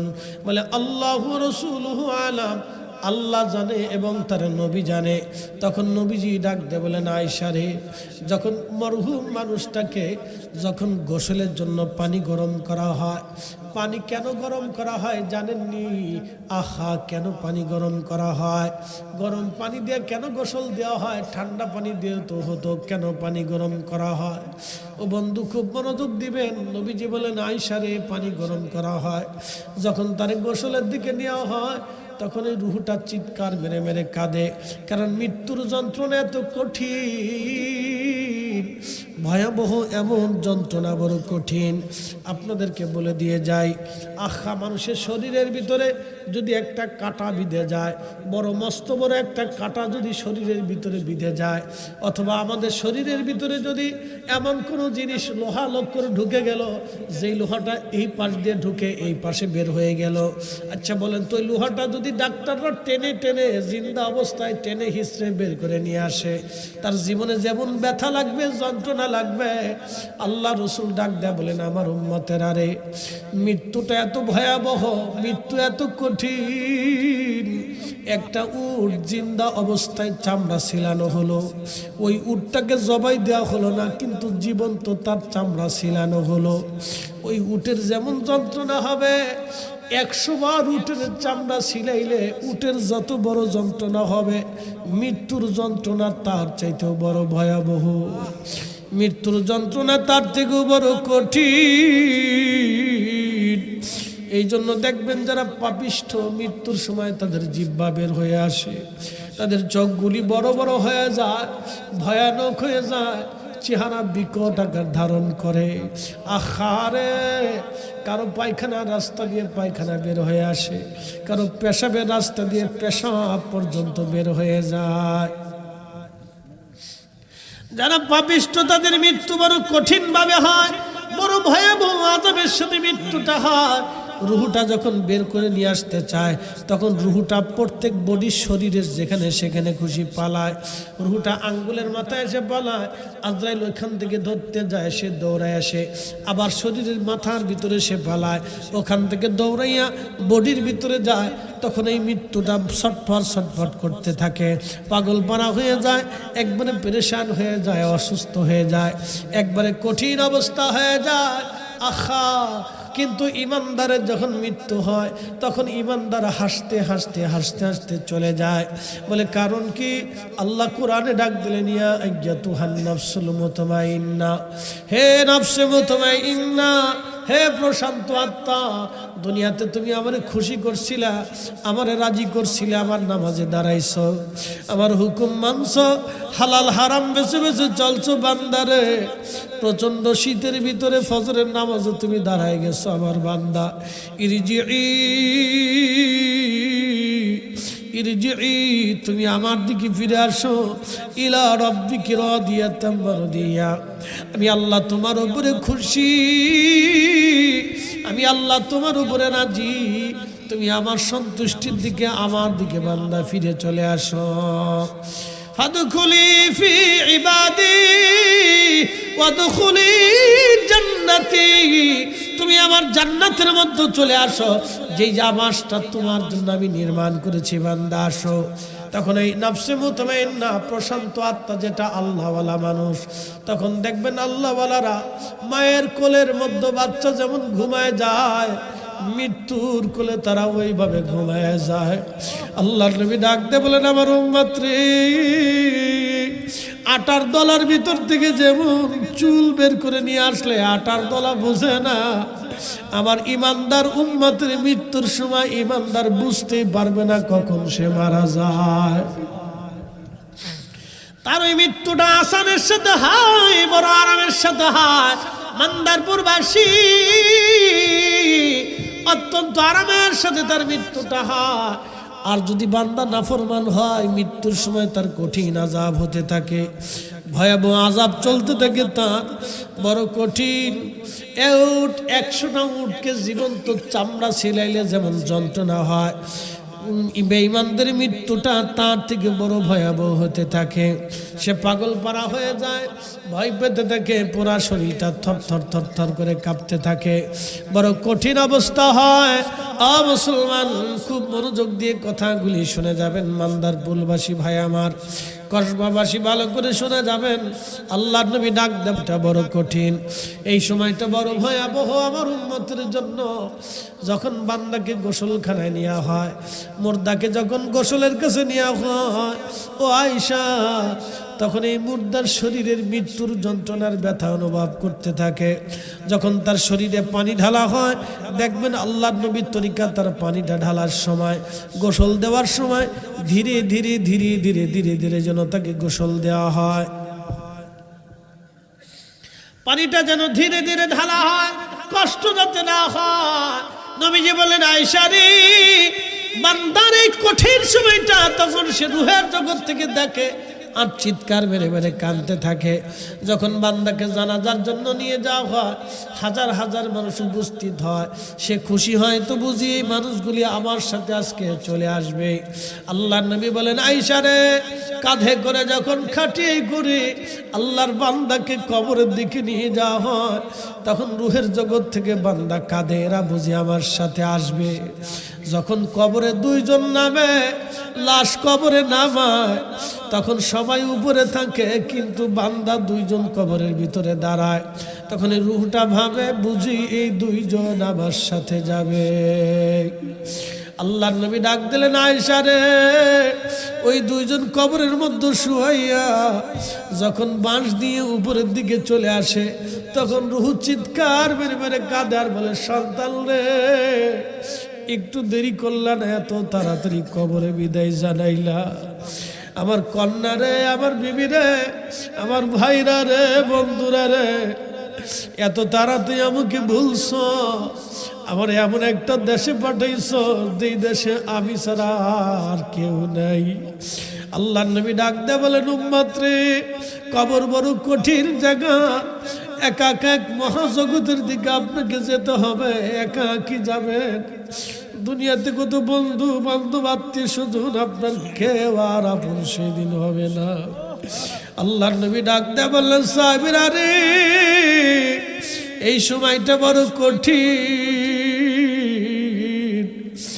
ইস্তাগফিরু লিআখিকুম, তোমরা এই সময় তোমার ভাইয়ের কবরের পাশে দাঁড়ায় যাও, রবের আসমানে হাত বাড়াও, তোমার ভাইয়ের জন্য ইস্তেগফার করো। কেননা কিছু সময় পরে মুনকারে নেকির এসে তাকে প্রশ্ন করবে। আল্লাহর নবী ডাক দিলেন, কবর দেওয়ার পরে তোমরা তাড়াহুড়া করো না, কবরের পাশ থেকে তাড়াহুড়া করে চলে এসো না। কবরের পাশে একটু দাঁড়াও, কোরআন শরীফ পড়তে থাকো, আল্লাহ জিকির করতে থাকো, কবরের পাশে দাঁড়াও। তোমার ভাইয়ের কবরের পাশে তুমি দাঁড়াও, তোমার ভাইয়ের কবরের পাশে তুমি দাঁড়াও। একটা উট কোরবানি করিয়া, চামড়া ছিলাইয়া, গোশত বানাইয়া, হাড়গোড় বানাইয়া মানুষের মধ্যে বন্টন করতে যত সময় লাগে, আবার উম্মতেরা রে, তোমরা তত সময় তোমার ভাইয়ের কবরের পাশে দাঁড়ায় ইস্তেগফার করতে থাকো, দোয়া করতে থাকো। কেননা কিছু সময় পরে তিনটা প্রশ্ন তাকে করা হবে, কেউ আপন হবে না। এই জন্য আম্মা জান খাদিজা বলেন, ইয়া রাসূলুল্লাহি, আপনি আমার কবরের পাশে দাঁড়ায় থাকবেন, মুনকার নেকিরের প্রশ্নের জবাব আমি দিব না হুজুর। আপনি আমার কবরের পাশে দাঁড়ায় মুনকার নেকিরের প্রশ্নের জবাব দিয়ে আসবেন। ইয়া রাসূলুল্লাহি,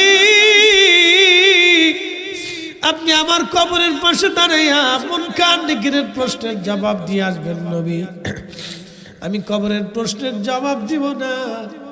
আমার নবীজি আম্মা জানকে কবরে নামাইয়া রওজা শরীফের পাশে দাঁড়ায় আছেন। সূর্য উঠে গেল, প্রচন্ড তাপ বেড়ে গেল। নবীজি শরীর মোবারক থেকে ঘাম বের হয়ে চুয়ে চুয়ে টপ টপ করে ঘামগুলি পড়তেছিলেন। আমার নবীজি আম্মা জানের রওজা শরীফের পাশে দাঁড়ায় কাঁদতেছিলেন। সেই স্মৃতিগুলি, সংসারের স্মৃতিগুলি, দুঃখের এবং সুখের স্মৃতিগুলি মনে করে নবী কাঁদতেছিলেন। একজন সাহাবী পিছন থেকে ডাক দিয়েছে, হুজুর আপনি আসেন, হুজুর আপনি আসেন, আপনি না গেলে মুনকার নেকির আসবে না। সওয়াল জবাবের জন্য আপনি না গেলে মুনকার নেকির আসবে না। ইয়া রাসূলুল্লাহ, আপনি আসেন। নবীজি ডাক দিয়ে বলেন, সাহাবীরা রে, তোমরা চলে যাও, আমি যেতে পারবো না। আমার খাদিজার সাথে আমার ওয়াদা, আমি আমার খাদিজার প্রশ্নের জবাব না দিয়ে আমি যেতে পারবো না রে সাহাবীরা। এই সময় আল্লাহ জিবরাইলকে বলে, জিবরাইল যাও, আমার বন্ধুরে যায় সালাম দাও, আমার খাদিজার প্রশ্নের জবাব আমার বন্ধুকে দিতে হবে না, আমি আল্লাহ নিজে তার প্রশ্নের জবাব দিয়ে দিছি। এই জন্য আল্লাহ বলেন, ফাযকুরুনি আযকুরুকুম, বান্দারে দুনিয়াতে তুমি যদি আমাকে স্মরণ করো, আমার আইন, আমার হালালকে হারাম, হারামকে হারাম, আমার বিধানকে তুমি যদি মেনে মেনে আসো, দুনিয়াতে তুমি আমাকে ভুলো নাই, আমি আল্লাহ ওয়াদা করলাম ওই কবরেও আমি আল্লাহ তোমাকে ভুলে যাব না। একবার চিৎকার মেরে জোরে বলেন আল্লাহু আকবার। আমি আল্লাহ তোমাকে কবরে ভুলব না, কবরে আমি রব তোমাকে মনে রাখবো, আমি আল্লাহ তোমাকে কবরে মনে রাখবো, আমি কবরে তোমাকে ভুলবো না, কবরে ভুলবো না। এই জন্য আল্লাহর নবী বলেন, আমার উম্মতেরা নাহাইতুকুম আন জিয়ারাতিল কবুর, কবর জিয়ারত তোমাদেরকে নিষেধ করতাম, ফাজুরুহা, তোমরা কবর জিয়ারত করো, কবরের পাশে দাঁড়াও, কারণ আমার উম্মত মারহুমা। সাহাবীরা বলেন, ইয়া রাসূলুল্লাহ মারহুমা কি? নবীজি জবাব দিলেন, সাহাবীরা রে, মারহুমা হলো আমার উম্মতরা গুনাহ নিয়ে কবরে যাবে, কিন্তু হাসরের ময়দানে উহুদ পরিমাণ নেকি নিয়ে দাঁড়ায় যাবে। সাহাবীরা বলেন, হুজুর এত নেকি আপনার উম্মত কোথা থেকে পাবে? নবীজি বললেন, সাহাবীরা রে, আমার মরহুম উম্মতের জন্য জিন্দা উম্মতরা বেশি বেশি করে দোয়া করবে, দোয়া দোয়া। আওয়ালাদিন সলিহিন ইয়াদউ লাহু, নেক সন্তানরা দোয়া করবে। আমার জিন্দা উম্মত মারা যাওয়ার আগে দুনিয়াতে সদকা জারিয়া মসজিদ বানায় রাখছিল, মসজিদে টিউবওয়েল দিয়েছিল, একটা মেয়ের বিবাহের ব্যবস্থা করে দিয়েছিল, একটা আল্লাহর বান্দা তার জমিনের উপর দিয়ে রাস্তা বানিয়ে দিয়েছিল। ওই রাস্তা দিয়ে যত মানুষ হাঁটবে, যত বছর হাঁটবে, তত বছর ধরে ওই বান্দা নেকি কবর থেকে পেতে থাকবে। একটা মসজিদ বানাইলেন, ওই মসজিদ যতদিনে নামাজ হবে আল্লাহর বান্দা কবরে চলে যাবে, কিন্তু নেকি চলতে থাকবে। একটা এতিম সন্তানরা আপনি আলেম বানাইলেন, ওই বাচ্চাটা যতদিন আলেম থাকবে যতদিন সে নামাজ পড়বে, কোরআন হাদিস পড়বে, আপনি কবরে চলে যাবেন, কিন্তু নেকি বন্ধ হবে না, নেকি চলতে থাকবে। আওয়ালাদিন সলিহিন ইয়াদউ লাহু, নেক সন্তানরা দোয়া করবে, যতদিন দোয়া করবে ততদিন কবরে যাইতে থাকবে। আমার উম্মতের আরে, এই জন্য আমার উম্মতে মারহুমা, আল্লাহ নেকিগুলি জমা করে কিয়ামতের ময়দানে উহুদ পরিমাণ আল্লাহ আমার কারণে বাড়ায় দেবে। হাসরের ময়দানে আমার উম্মত দাঁড়ায় বলবে, আল্লাহ এত নেকি তো আমি দুনিয়াতে আমল করি নাই। আল্লাহ বলবেন, ও আমার বান্দা, তোমার ছেলে, তোমার মেয়ে, তোমার ভাই, তোমার আত্মীয় স্বজন, তোমার প্রতিবেশীরা তোমার জন্য দোয়া করেছিল, মাগফিরাত কামনা করেছিল, ইসালে সওয়াব করেছিল, কোরআন খতম দিয়েছিল, নফল হজ করেছিল, ওমরা করেছিল, নফল নামাজ পড়েছিল, দান সদকা করেছিল, মাদ্রাসায় দান করেছিল, মসজিদে দিয়েছিল, ওই সামাজিক উপকারের জন্য, গরিব মানুষের, মেহনতি মানুষের জন্য খাবার দাবার দিয়েছিল। এই নেকিগুলি আমি আল্লাহ আজকে খুশি হইয়া তোমাকে উহুদ পাহাড় পরিমাণ বাড়ায় দিলাম। যা বান্দা যা, তোমাকে আজকে জান্নাতি বানায় দিলাম। এটার নাম উম্মতে মারহুমা। আজকে যারা এই বিদ্যাগুলি, কোরআন খতম, এই ফাতিহা, এই ইসালে সওয়াব, এই দোয়া দুরুদ, এই দোয়া জিকির, এই জিকির মাহফিল, বেদাতের ফতোয়া দিয়ে যারা বন্ধ করতে চায়, তারা মূলত শয়তানের এজেন্ডা বাস্তবায়নের জন্য নামছে। কথা কর না কেন, ঠিক কিনা? এটা আমরা হতে দিতে পারি? তাহলে দোয়া চলবে না, বন্ধ হবে? ফাতিহা চলবে না, বন্ধ হবে? মিলাদ চলবে না, বন্ধ হবে? কোরআন খতম চলবে না, বন্ধ হবে? কালেমা খতম চলবে না, বন্ধ হবে? দোয়া দুরুদ চলবে না, বন্ধ হবে? এরকম ইসালে সব চলবে না, বন্ধ হবে? মাহফিল চলবে না, বন্ধ হবে? দোয়া চলবে না, বন্ধ হবে? আল্লাহ চালাইবার তৌফিক দিক, জোরে বলেন আমিন। যদি বন্ধ করে দেন তো অসুবিধা নাই, উম্মতে মারহুমা থেকে নাম কাটা যাবে, তাও সমস্যা নেই। উম্মতে মারহুমা থেকে নাম কেটে যাবে, সমস্যা নেই। আপনার কবর, আপনার হাসর, বুঝে সুঝে কবরে যায়, বুঝে সুঝে সুন্নিয়তে থাকি। সুন্নিয়ত কোন পীরের সম্পদ না, সুন্নিয়ত কোন তরিকার সম্পদ না, সুন্নিয়ত হলো আল্লাহ নবীর দেওয়া সম্পদ। কথা ঠিক আছে কিনা? এই জামাত আল্লাহ রসুলের দেওয়া জামাত, এই জামাত সাহাবীদের জামাত, এই জামাত তাবিনদের জামাত, আইম্মায়ে মুজতাহিদিন, আইম্মায়ে তরিকতদের জামাত, এই জামাত ওলিদের জামাত। এই জামাতের ঝান্ডা নিয়ে শাহজালাল এসেছিলেন, খাজা বাবা আজমেরি এসেছিলেন, মুজাদ্দিদ আল ফিসানি এসেছিলেন, অসংখ্য ওলিরা এসেছিলেন। ওনারা যেই পথে ঘুমাইছে আমরাও সেই পথেই ঘুমাবো। হাত উঁচা করে বলেন ঠিক না বেঠে? আল্লাহ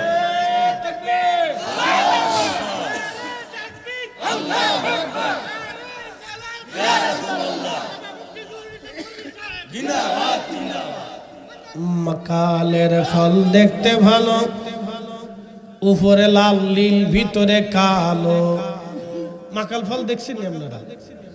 মাকালের ফল দেখতে ভালো, উপরে লাল নীল ভিতরে কালো।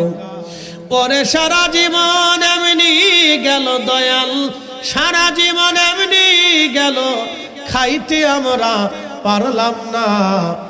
যার ভিতরে নাই রসুলের প্রেম, তার সাথে ভাব রাইখো না।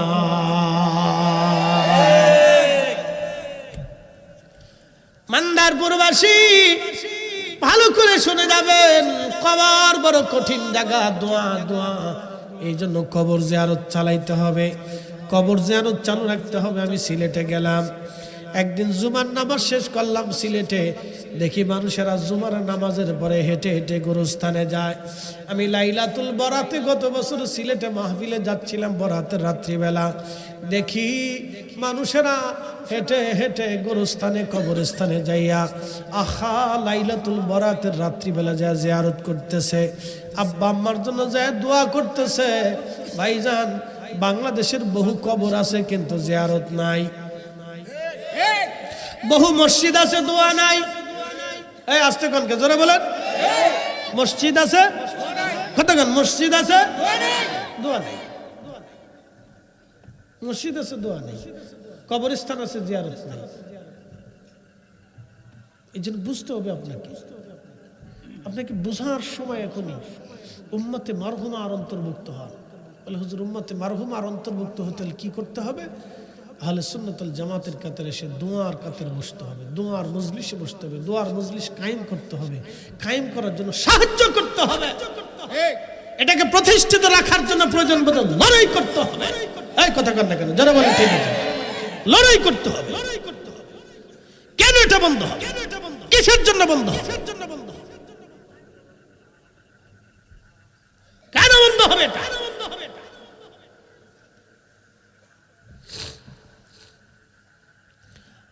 প্রিয় মান্দারপুরবাসী ভালো করে শুনে যাবেন, এই কবর বড় কঠিন জায়গা। আজকে আপনারা কবরবাসীদের স্মরণে মাহফিল আপনারা দিয়েছেন, তাদের জন্য আজ দোয়া হবে। বাচ্চারা দেখলাম, ছেলেরা মেয়েরা, ছোট ছোট বাচ্চারা আনন্দের সাথে খেলনাপাতি কিনতেছে, খাবার টাবার কিনতেছে, আচার চানাচুর তারা কিনে কিনে খাচ্ছে, ওদের আজকে আনন্দ লাগতেছে, ওরা খুশি। মার পকেট থেকে টাকা নেয়, বাবার পকেট থেকে টাকা নেয়, ভাইয়ের পকেট থেকে টাকা নেয়, চাচা খালা ফুফা মামার পকেট থেকে টাকা নেয়, দাদার পকেট থেকে ওরা টাকা নেয়, ওরা খুশি। কিন্তু আপনি জানেন না, আজকে কবরওয়ালারা সবচাইতে বেশি খুশি। আল্লামা ইমাম কাইয়্যিম জৌজি কিতাবুর রূহ, মানুষ মারা যাওয়ার পরে তার শেষ হয় না। আমাদের দেশে একটা আকীদা আছে, মানুষ মরে গেছে তার শেষ। কেডাই কইছে? মানুষ মরলে তার শেষ হয় না, মানুষ মারা গেলে তার আরেকটা জগৎ শুরু হয়ে যায়। আল্লামা ইমাম সুয়ুতি, আল্লামা ইমাম সুয়ুতি তিনি আল হাবিলিল ফতোয়া এই কিতাবের মুজাল্লাদুস সানি দ্বিতীয় খণ্ডের ভিতরে একটা অধ্যায় করেছেন, তুল উসরিয়া বিইদহারি মা কানা খাফিয়া। রেসালার নাম বলে দিলাম, আমি বলতেছি ভালো করে শুনে যান। এই রেসালার ভিতরে তিনি একটা হাদিস নকল করেছেন, হাদিসখানা ইমাম আহমদ ইবনে হাম্বল তিনার কিতাবের মধ্যে এনেছেন। ইমাম ইসফাহানি হিলিয়াতুল আউলিয়ার মধ্যে তিনি এনেছেন। আবার এই হাদিসখানা তিনিও নকল করেছেন তার কিতাবের ভিতরে। খুব মনোযোগ দেন। রসুলের দরবারে একজন সাহাবী ছিলেন, তার নাম তাউস রাহমাতুল্লাহ আলাইহি। কেউ কেউ বলেছেন তিনি সাহাবী না, তিনি কিবারুত তাবিঈন ছিলেন। 70 জন সাহাবী রসুল থেকে তিনি হাদিস শুনেছেন এবং 70 জন সাহাবীর দর্শে তিনি বসেছেন এবং 70 জন সাহাবী থেকে তিনি ইলম শিখেছেন। আচ্ছা বলেন, উনরা বড় আলেম না আমরা বড় আলেম? বুঝেন নাই মনে হয়? হযরত ইমাম তাউস 70 জন সাহাবী থেকে হাদিস শিখেছে, তাহলে উনরা বড় আলেম না আমরা বড় আলেম? ওনাদের জুতা টানার যোগ্যতা দুনিয়াতে কোনো আলেম আছে? কিয়ামত পর্যন্ত আর হবে? হবে না। কারণ 70 জন সাহাবী থেকে হাদিস শিখছে, সত্যিকারই কথা না। তো তিনি একটা হাদিস বর্ণনা করছেন যে আমাদের জমানাতে মানুষ মারা গেলে আমরা 7 দিনের দিন এবং 40 দিনের দিন আমরা ওই মানুষের জন্য ইসালে সওয়াব করাইতাম। মানুষদেরকে দাওয়াত করে আনতাম, দাওয়াত করে এনে মানুষদেরকে খাওয়াইয়া তাদের জন্য দোয়া করতাম। আইয়ুতইবু তিলকাল আইয়াম, এই সময় আমরা 7 দিনের দিন 40 দিনের দিন আমরা মানুষদেরকে এনে দাওয়াত করে এনে এই সময় দাওয়াত করে খাওয়াইয়া মানুষকে খাওয়ানোটাকে ইস্তাহিবুনা, আমরা মুস্তাহিব মুস্তাহাব মনে করতাম। একসাথে বলবেন আল্লাহু আকবার। না আরো হয় না, জোরে বলেন, আরো জোরে বলেন। কি মনে করতাম? মুস্তাহাব, নেকের কাজ মনে করতাম। তাহলে ওই সময় দোয়া করা সাহাবীদের কাছে নেকের কাজ, সাহাবীদের ছাত্রদের কাছে নেকের কাজ, আর 1450 বছর পরে এসে বেদাত। এই আস্তে কোন কেন বুঝে বলতেছেন না? ভালো করে বুঝেন। সাহাবীদের ছাত্ররা বলতেছে ইস্তাহিবুনা আইয়ুতইবু তিলকাল আইয়াম, এই সময় আমরা মানুষকে খাওয়াইতে আমরা মুস্তাহাব মনে করতাম, নেকের কাজ মনে করতাম। সাহাবীদের ছাত্ররা বলতেছে এটা নেকের কাজ, আর 1400 বছর পরে এসে আমরা করতেছি এটা গুনার কাজ, এটা বেদাত। বুঝতে পারছেন? আমি মালয়েশিয়াতে গেছি, মালাক্কাতে, চাইনিজদের প্রথম মসজিদ দেখার জন্য। ভালো করে বুঝেন, চাইনিজ মুসলিমদের প্রথম মসজিদ মালাক্কার, একবারে প্রথম। শত শত বছর আগে সেই মসজিদ বানাইছে। চাইনিজদের বাড়িদের মতো সুন্দর করে ডিজাইন করে মসজিদ বানাইছে, দেখতে খুব সুন্দর দেখা যায়। সেই গোরস্থানও আছে, কবরস্থান। ওদের গোরস্থানটা খুব সুন্দর, খুব চমৎকার এবং পরিপাটি, একবারে খুব পরিষ্কার। ওরা প্রত্যেকের গোরস্থানে একটা করে চিহ্ন একবারে সিমেন্ট দিয়ে তৈরি করে খুব সুন্দর করে এক একটা কবরের চিহ্ন দিয়ে রাখছে। প্রত্যেক কবর খুব সুন্দর। আমাদের দেশে তো 10 বছর চলে গেলে বাপের কবরে আর কোনো হাদিস খুঁজে পাওয়া যায় না। ওরা কবরের খুব চিহ্ন দিয়ে রাখছে, প্রত্যেক কবরে একটা করে চিহ্ন আছে।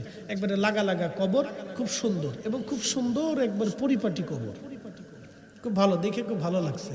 খুব পরিপাটি এবং সুশৃঙ্খল এবং খুব অত্যন্ত পরিষ্কার পরিচ্ছন্ন গোরস্থান তাদের। তা যাই হোক, খুব মনোযোগ দেন। তা আমি সেখানে গেলাম, সেই মসজিদের পাশেই ওদের গোরস্থান। একবার মসজিদের লাগাই কবর, যিনি ওই মসজিদ প্রথম করেছিলেন তার কবরটাকে সুন্দর করে একবারে মাজারের মতো বানাইয়া আবার ঘর দিয়ে সুন্দর করে ঢেকে রাখছে। বুঝতে পারছেন? খালি যত আমাদের দেশে বেদাত আর শিরিকের ধাক্কা ধাক্কি, যত গুতাগুতি খালি বাংলাদেশে সুন্দর করে বানাইয়া স্মৃতি সংরক্ষণ করে রাখছে, কবর সংরক্ষণ করে রাখছে। অলিদের মাজার বানানোর অর্থ কি?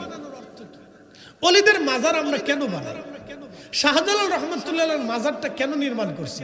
যদি ওইভাবে কবর পরিত্যক্ত থাকে তাহলে কবর হারিয়ে যাবে, কখনো আর ওনার কবরের চিহ্ন খুঁজে পাওয়া যাবে না।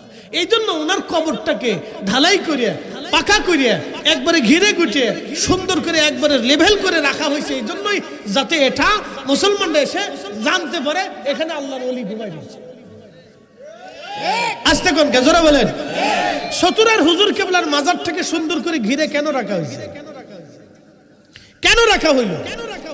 দেশে তো আব্দুল খালেক বহু আছে, কি কথা বলেন? আছে না নি নাই? দেশে আব্দুল খালেক অনেক আছে না? তো আব্দুল খালেকের মতো যদি হুজুর কেবলাকে যে কোনো একটা গোরস্থানে আপনি এইভাবে নরমাল হালতে রেখে দিতেন তাহলে 100 বছর পরে হুজুর কেবলার কবর হারিয়ে যেত।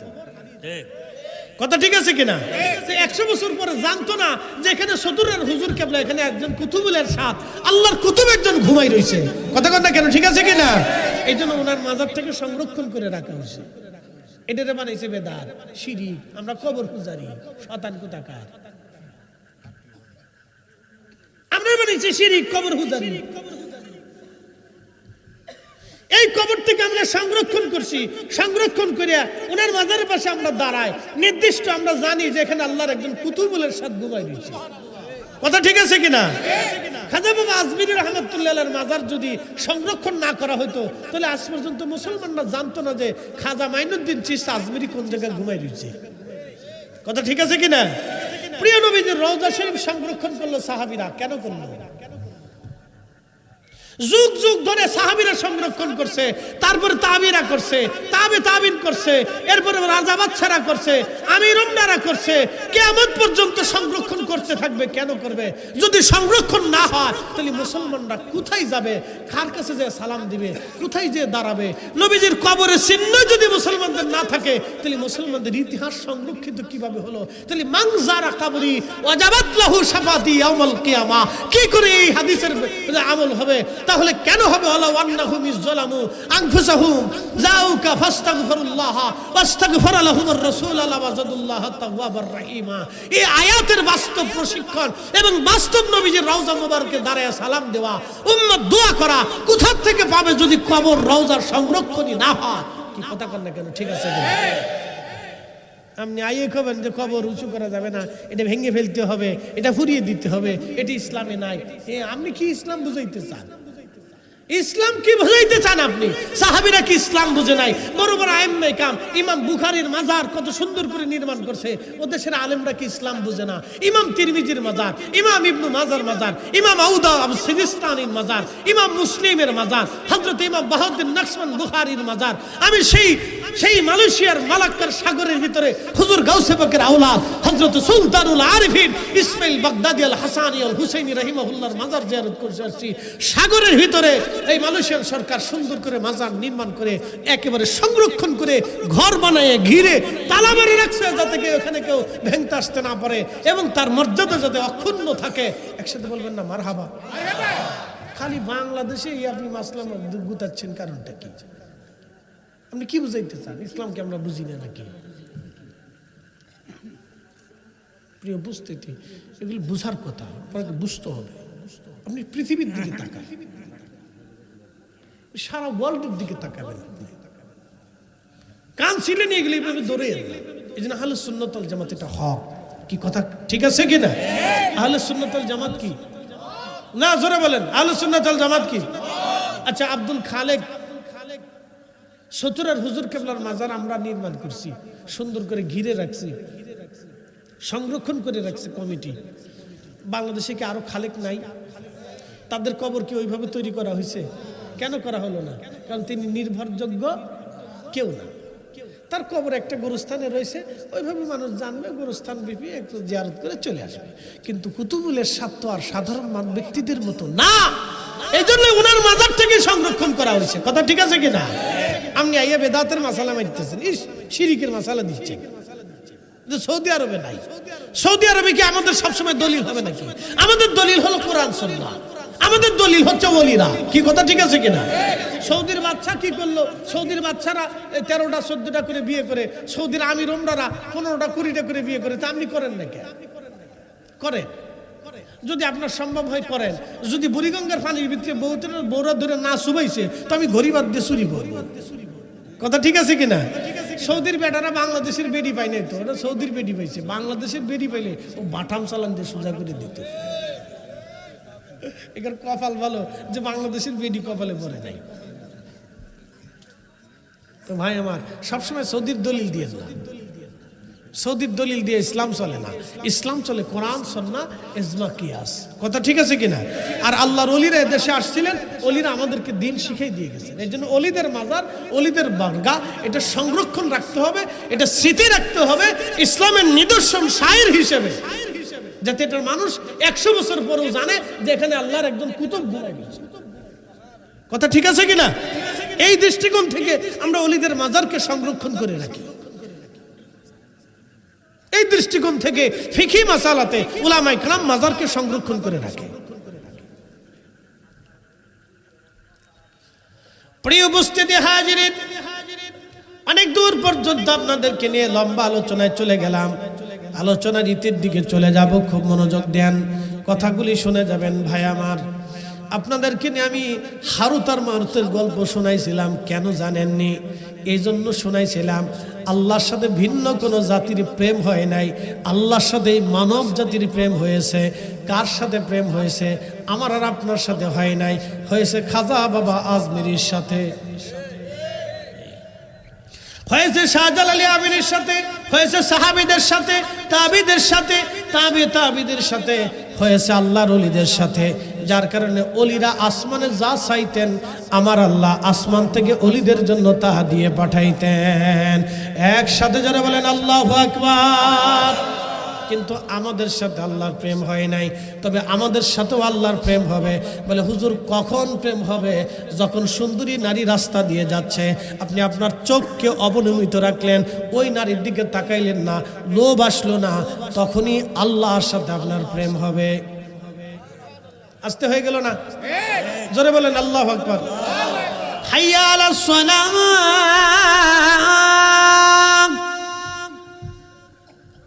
দোকানে ঝাঁপ বন্ধ করে দিলেন, ওযু করতে চলে গেলেন, নামাজে দাঁড়িয়ে গেলেন।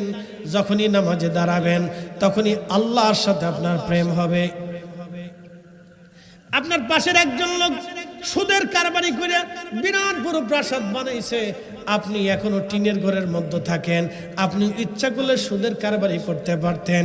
আপনি সুদের কারবারি, ঘুষের কারবারি না কইরা আপনি হালাল উপার্জন করে টিনের ঘরে থাইকা ডাল ভাত খাইয়া আল্লাহর ইবাদতে কাটাইলেন। ওই সময় আল্লাহর সাথে আপনার প্রেম হয়েছে, প্রেম হয়েছে, প্রেম হয়েছে। তখনই আল্লাহ বলবেন ইরজিই, আমার কাছে তুমি চলে আসো, ইলা রাব্বিকি রাদিয়াতাম মারদিয়া, আমার সন্তুষ্টি নিয়ে তুমি আমার কাছে চলে আসো। তখন আল্লাহর সাথে বান্দার প্রেম হবে। আজকের মাহফিলে কেন আসছেন? কি জন্য আপনি আসছেন? বাড়িঘর ফেলাইয়া, স্ত্রী সন্তান পুত্র পরিজন ফেলাইয়া আপনি আজকের মাহফিলে চলে এসেছেন, এইখানে বসে গেলেন। যখন বসে গেলেন তখন আল্লাহর সাথে আপনার প্রেম হতে লাগলো। আল্লাহ সমস্ত ফেরেশতাদেরকে ডাক দিলেন, এ ফেরেশতারা, ফেরেশতারা রে, আজকে তোরা দেখ, আমারে বান্দাদেরকে তোরা সৃষ্টি করতে নিষেধ করেছিলি। তোমরা বলছিলে মায়ুফসিদু, ওরা দুনিয়াতে ফ্যাসাদ করবে, ওয়ায়াসফিকুদ্দিমা, ওরা দুনিয়াতে রক্তপাত করবে। ও ফেরেশতারা দেখ, আমার বান্দারা রক্তপাত করে নাই, ফ্যাসাদ বাধায় নাই। আজকে আমার জিকিরের মজলিসে ওরা বসে গেছে, ওদেরকে ক্ষুধা দিলাম, কাম দিলাম, ক্রোধ দিলাম, লোভ দিলাম, মোহ দিলাম, আশা দিলাম, আকাঙ্ক্ষা দিলাম, যাতনা দিলাম, দুনিয়াদারি দিলাম, আবার শয়তান পিছনে লেগে আছে। ফেরেশতারা রে দেখ, সব কিছু লাথি মেরে দিয়ে আমার বান্দারা আজকে বসে বসে ওয়াজ শুনতেছে। ফেরেশতারা আজকে তোরা সাক্ষী থাক, আমার এই বান্দাদের একজনকে আমি শূন্য হাতে পাঠাবো না, আমি এদের সবার জীবনের গুনাহগুলি মাফ করে দেব। আরো জোরে, জোরে জোরে। ইউবাহিমুকুমুল মালায়েকা, ফেরেশতাদের সামনে আল্লাহ আমাদেরকে নিয়ে অহংকার করে, এই ফেরেশতারা তোরাই তো নিষেধ করছিলি। দেখ, তাহলে বাড়িতে মিলাদ মাহফিল চলবে? শয়তানকে বেজার করার জন্য চালাইতে হবে, কথা ঠিক আছে কিনা?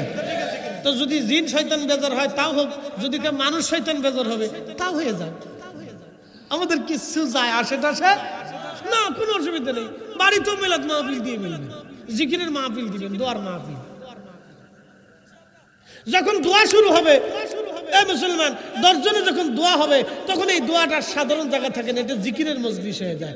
রাব্বানা আতিনা ফিদ দুনিয়া হাসানাতাও ওয়া ফিল আখিরাতি হাসানাতাও ওয়া কিনা আযাবান্নার।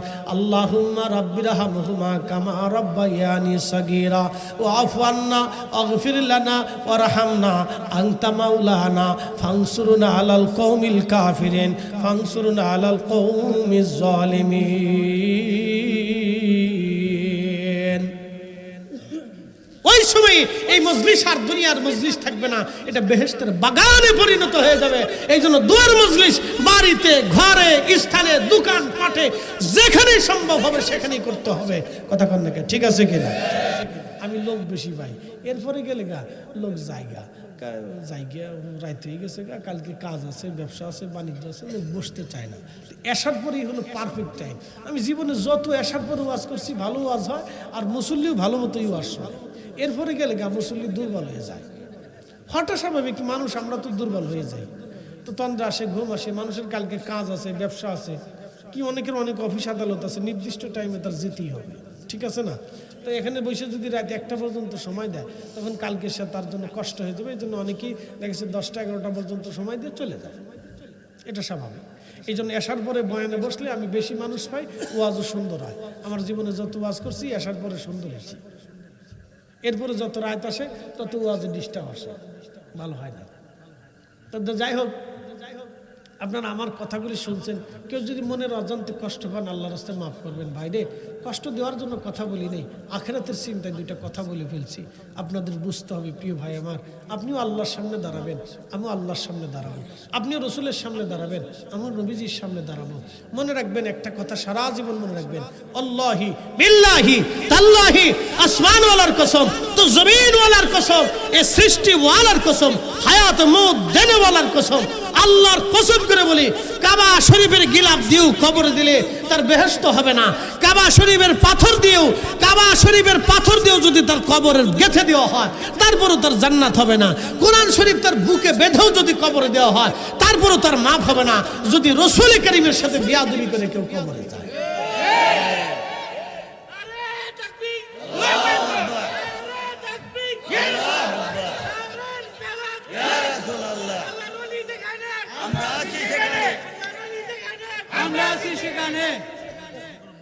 আগামী 10 তারিখে জানুয়ারি আমাদের ফরিদপুর দরবার শরীফে উরুস শরীফ শুরু হবে। এবছর জানুয়ারির 10 তারিখ থেকে 3 দিনে ইনশাল্লাহ আমি থাকবো। তকরির হবে, দোয়া, অনেক দেশ বিদেশ থেকে আলেমুল্লাহ আসবে, দাওয়াত রইল। একটু জিকির হবে, আপনারা জিকির করবেন বেশি বেশি। বলে হুজুর কারণ কি? ওই যে বলছিলাম শয়তান এসে বসে থাকে, মনে আসেনি আপনাদের? শয়তান বসে ধোঁকা দেয়, তখন যখন জিকিরের ধাক্কা দিবেন তখন শয়তান পালাই চলে যায়। একসাথে কোন আল্লাহু আকবার। তো জবানটা খুলে দিয়ে একটু কাশি খুশিতে গলাটা ছাড়ান তো, দিছেন নি? একটু জবান খুলে লা ইলাহা লা ইলাহা ইল্লাল্লাহ লা ইলাহা ইল্লাল্লাহ লা ইলাহা লা ইলাহা হাসবি রাব্বি জাল্লাল্লাহ মা ফি কলবি গায়রুল্লাহ নূর মুহাম্মদ সাল্লাল্লাহ লা ইলাহা ইল্লাল্লাহ লা ইলাহা ইল্লাল্লাহ আল্লাহ আল্লাহ আল্লাহ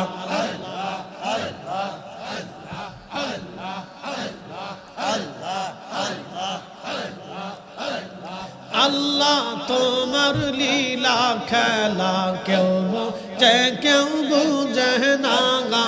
আল্লাহ তোমার লীলা খেলা কেউ বুঝে কেউ বুঝে না।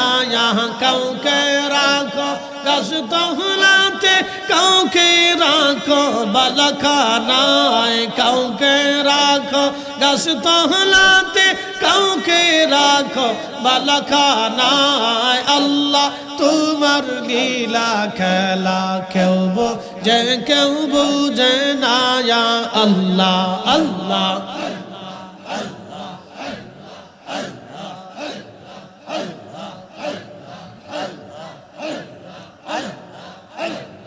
ইব্রাহিম তোমার নামে ছিল নমরুদের আগুনে ফেললো। ইব্রাহিম তোমার নামে ছিল নমরুদের আগুনে ফেললো। আগুন হইল ফুলবা গেছা পশম কানে পড়লো না। আগুন হইল ফুলবা গেছা পশম কানে পড়লো না। আল্লাহ তোমার লীলা খেলা কেউ বুঝে কেউ বুঝে না। আল্লাহ আল্লাহ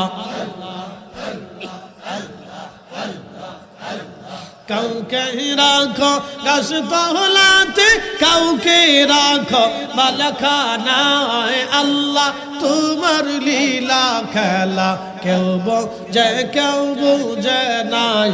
আল্লাহ আল্লাহ আল্লাহ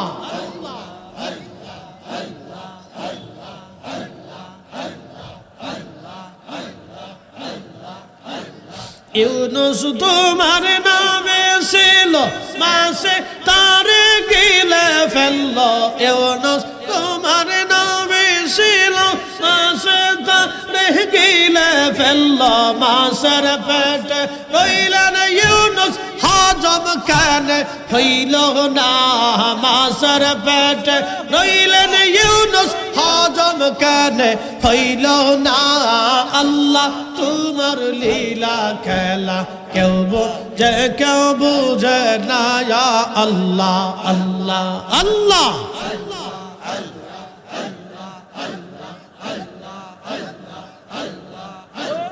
কাউকে রাখো গাছ তহলাতে, কাউকে রাখো বালাখানায়, কাউকে রাখো গাছ তহলাতে, কাউকে রাখো বালাখানায়। আল্লাহ তোমার লীলা খেলা কেউ বুঝে কেউ বুঝে না।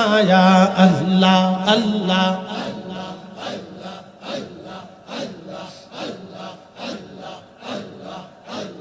মুসা তোমার নামে ছিল তোর পাহাড় সওয়াল করলো মুসা তোমার নামে ছিল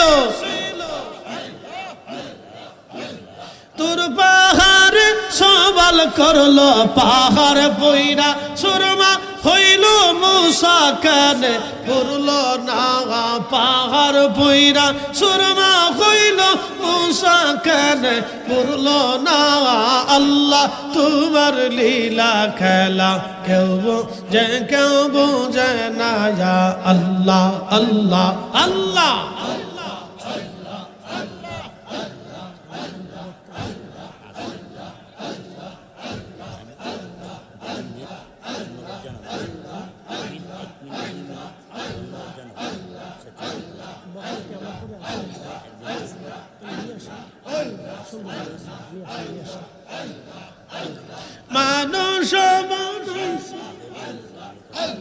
মানুষ বানাইছে আল্লাহ প্রেমের কারণে প্রেমের ডোরে বান্দরে মদিনার শনে আল্লাহ আল্লাহ আল্লাহ আল্লাহ আল্লাহ জবান খুলে মানুষ বানাইছে আল্লাহ মানুষ বানাইছে আল্লাহ প্রেমের কারণে প্রেমের ডোরে বান্দরে মদিনার শনে আল্লাহ আল্লাহ আল্লাহ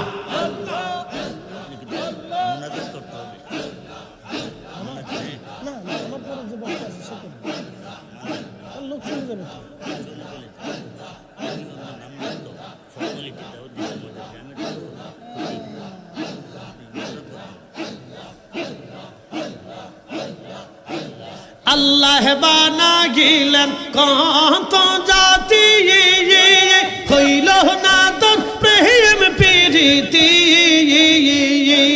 হাবিবকে বানাইল গো আল্লাহ মানস বানাইল গো আল্লাহ প্রেমের কারণে প্রেমের ডোরে বান্দরে মদিনার শনে আল্লাহ আল্লাহ আল্লাহ আল্লাহ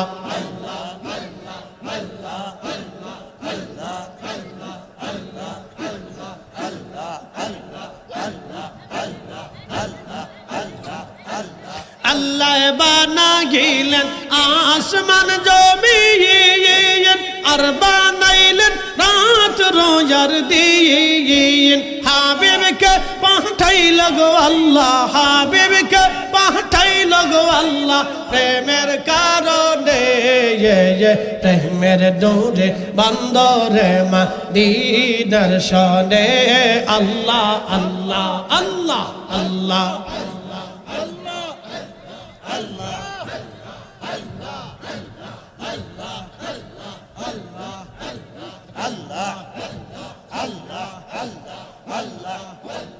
لا إله إلا الله محمد رسول الله صلى الله عليه وسلم